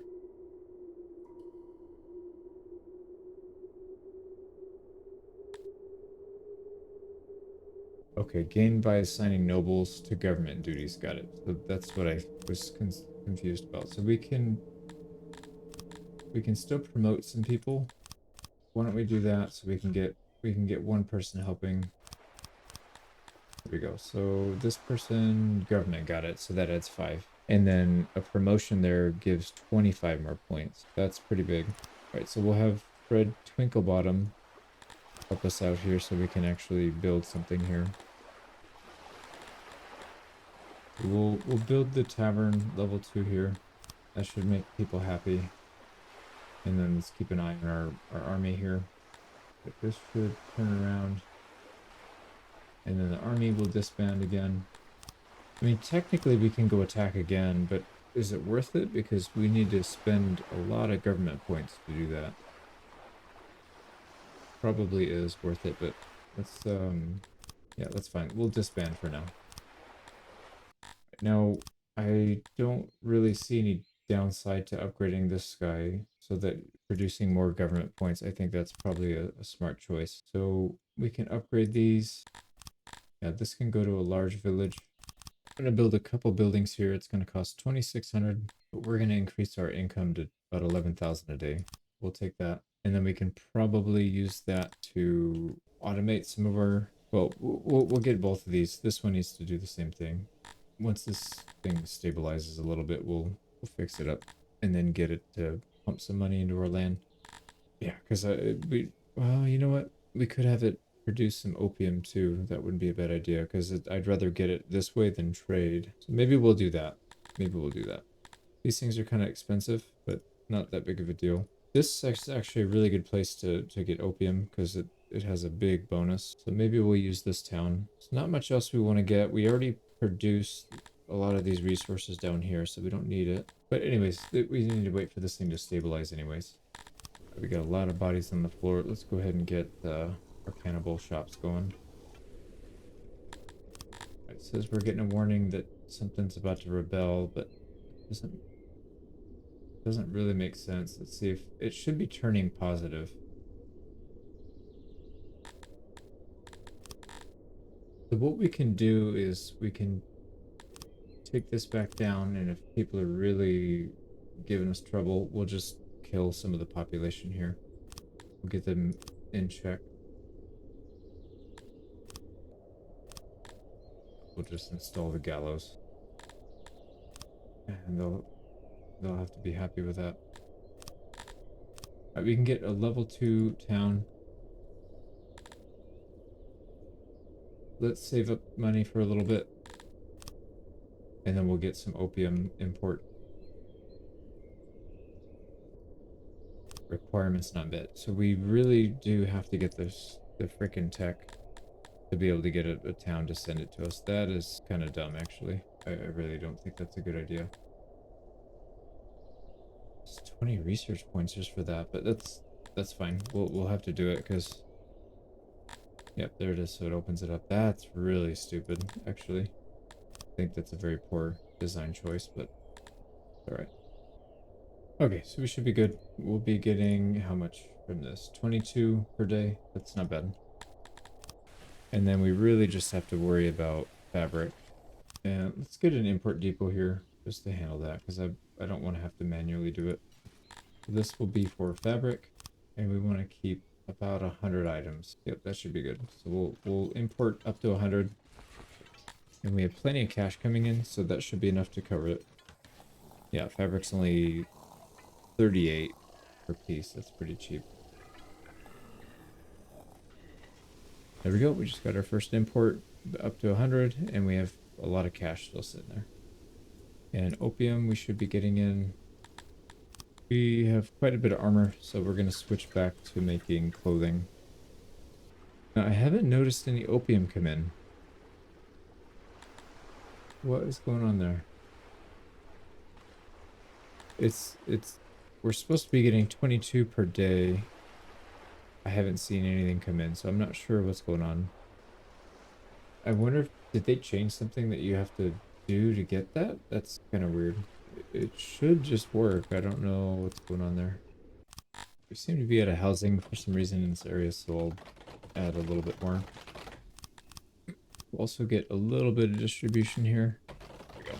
So infrastructure, and that'll help these houses right here as well. We are still not getting any opium. What the hell, man? I'm wondering if they changed something where you have to have something to take it in, like maybe an import depot. I don't see any option. I don't see anything to click in here. Maybe let's build a fresh one and see if it helps. Right, so opium. It doesn't seem to be what we need. Yeah, it says this structure allows you to accept and receive tribute and imports. So I think, but that's not a tribute, it's a tax. Something weird. I'm missing something. It never used to be this way. Last time I did a world conquest in this game, it wasn't really a problem. Let's go to this. Yeah, I'm missing something. I gotta do some research and see what I'm missing. Alright, our idiot neighbor is threatening us. Yeah, he wants us to give him a bunch of money in one of our towns. That's not gonna work. Whoa, we just got a huge amount of opiate from taxes. Okay, so that must be what it is. I'm wondering if it came in through this. So you have to have an import depot to get it or something. Let's take a few more slaves. We seem to have lost a bunch of our pigmen. We'll get 10 more. We got Democratic Whispers. I don't really know what this one does, but usually I just kill the leader. And then we get a loyalty hit for a little bit. But we're above 100, so it doesn't matter. We got room. You know, I'm wondering with this tribute, maybe they wait till they have a certain amount and then they send it all at once. Because I haven't seen them drop anything off in a while again. We've got a pretty big excess of workers here, almost 200. Problem, I don't want to assign too many because we will probably pull these guys again, 100, at least 100 of them to go attack someone. Oh, we got a plague. We still only got that one shipment. I'm wondering, maybe they send you the shipment once a year rather than once per day, which would kind of suck. I'd rather get it daily because that would reduce the amount of spoilage. We'll have to keep an eye on this though. There we go. End of the next set of 5 years. We are starting year 26. So we did 25 years. Doesn't look like too much has changed here from the last 5 years. I think we expanded a couple things like the clay pit, some infrastructure here with the asylum and the hospital, I believe. And then we've got our slave quarters a little bit better organized. But I think the biggest thing here was adding 2 new towns. So Rophuvel and Klinknagel. We still haven't executed everybody in there yet. We'll have to do that soon. But these 2 towns are paying us pretty nicely. So we've got a lot of opium. Yeah, see, it came in. So this was 1 year ago. This was 7 days ago. It's not a year. I don't know what it's doing. Yeah, it's really bizarre. But it comes in big shipments as opposed to before where they would send one every day. That's interesting. But we've got quite a bit of money coming in. We'll have to figure out how to spend that. I guess we could buy some stuff that we don't have currently. Machinery or plate armor wouldn't be a bad idea. Well, let's take some rations right now anyways. Yeah, we're in really good shape. We have pretty much everything covered. The only thing we need to do now is push forward on our research. We can still handle more population. Although I think having more population is not going to really help us right now because I need to find stuff for these people to do as it is.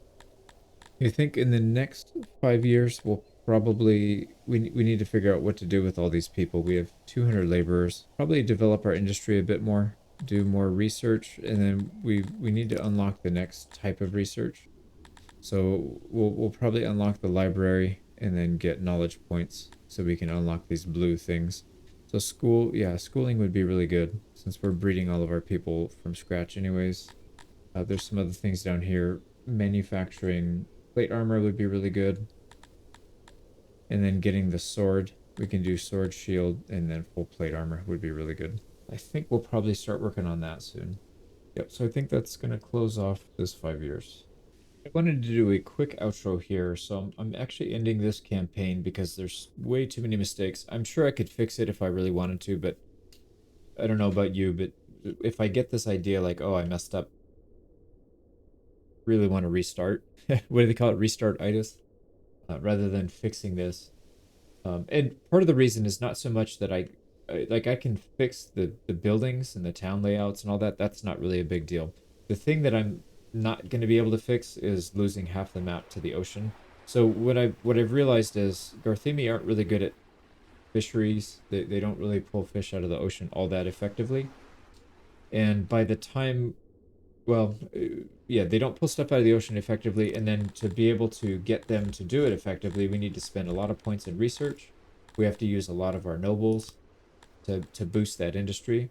And it's just not worth it. In my opinion, it's better to focus all on one industry. So in this case, it's going to be meat.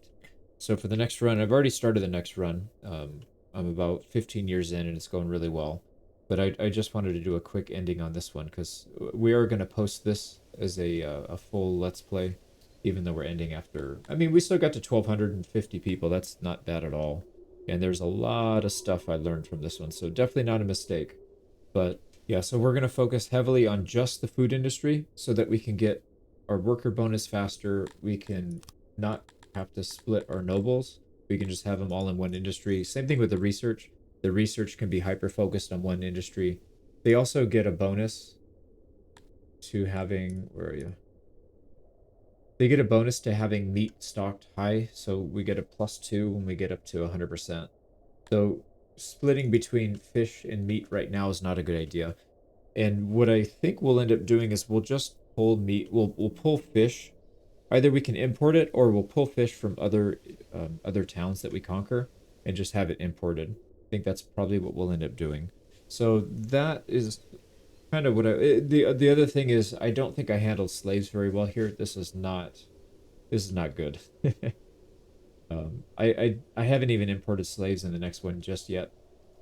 Well, I'm doing it much later, and I'm going to do it when I can actually build the infrastructure for them and then have them much further away from these populations so they don't mix.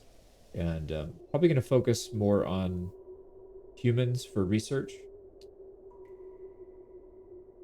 just because they're so easy to keep happy. And I feel like research is going to be the #1 bottleneck for this campaign for sure. So even though it's not as efficient, because our Garthemi research at 0.8 and humans research at 1.25, whereas Garthemi production workers are 0.6, and these guys are, I believe, what is it, 1.3? I think they're 130%. So it's like a 70% difference as opposed to like a 55% difference. So we would actually get more production rather than more research if we were to do it that way. But the problem is the Dondorans, the dwarf guys, they hate the warm weather and they hate being slaves. So it's kind of hard to you have less of them even though they're more efficient. So I think the humans will be fine. We'll probably do humans and pigmen. The pigmen are going to be good for processing the ores. So we'll probably just leave them as that and everything else will be imported. So that's kind of where we're at. Like I said, I was having fun with this one. We did pretty well. I mean, we ended up taking some towns. So pretty good. At least a proof of concept is definitely a good start.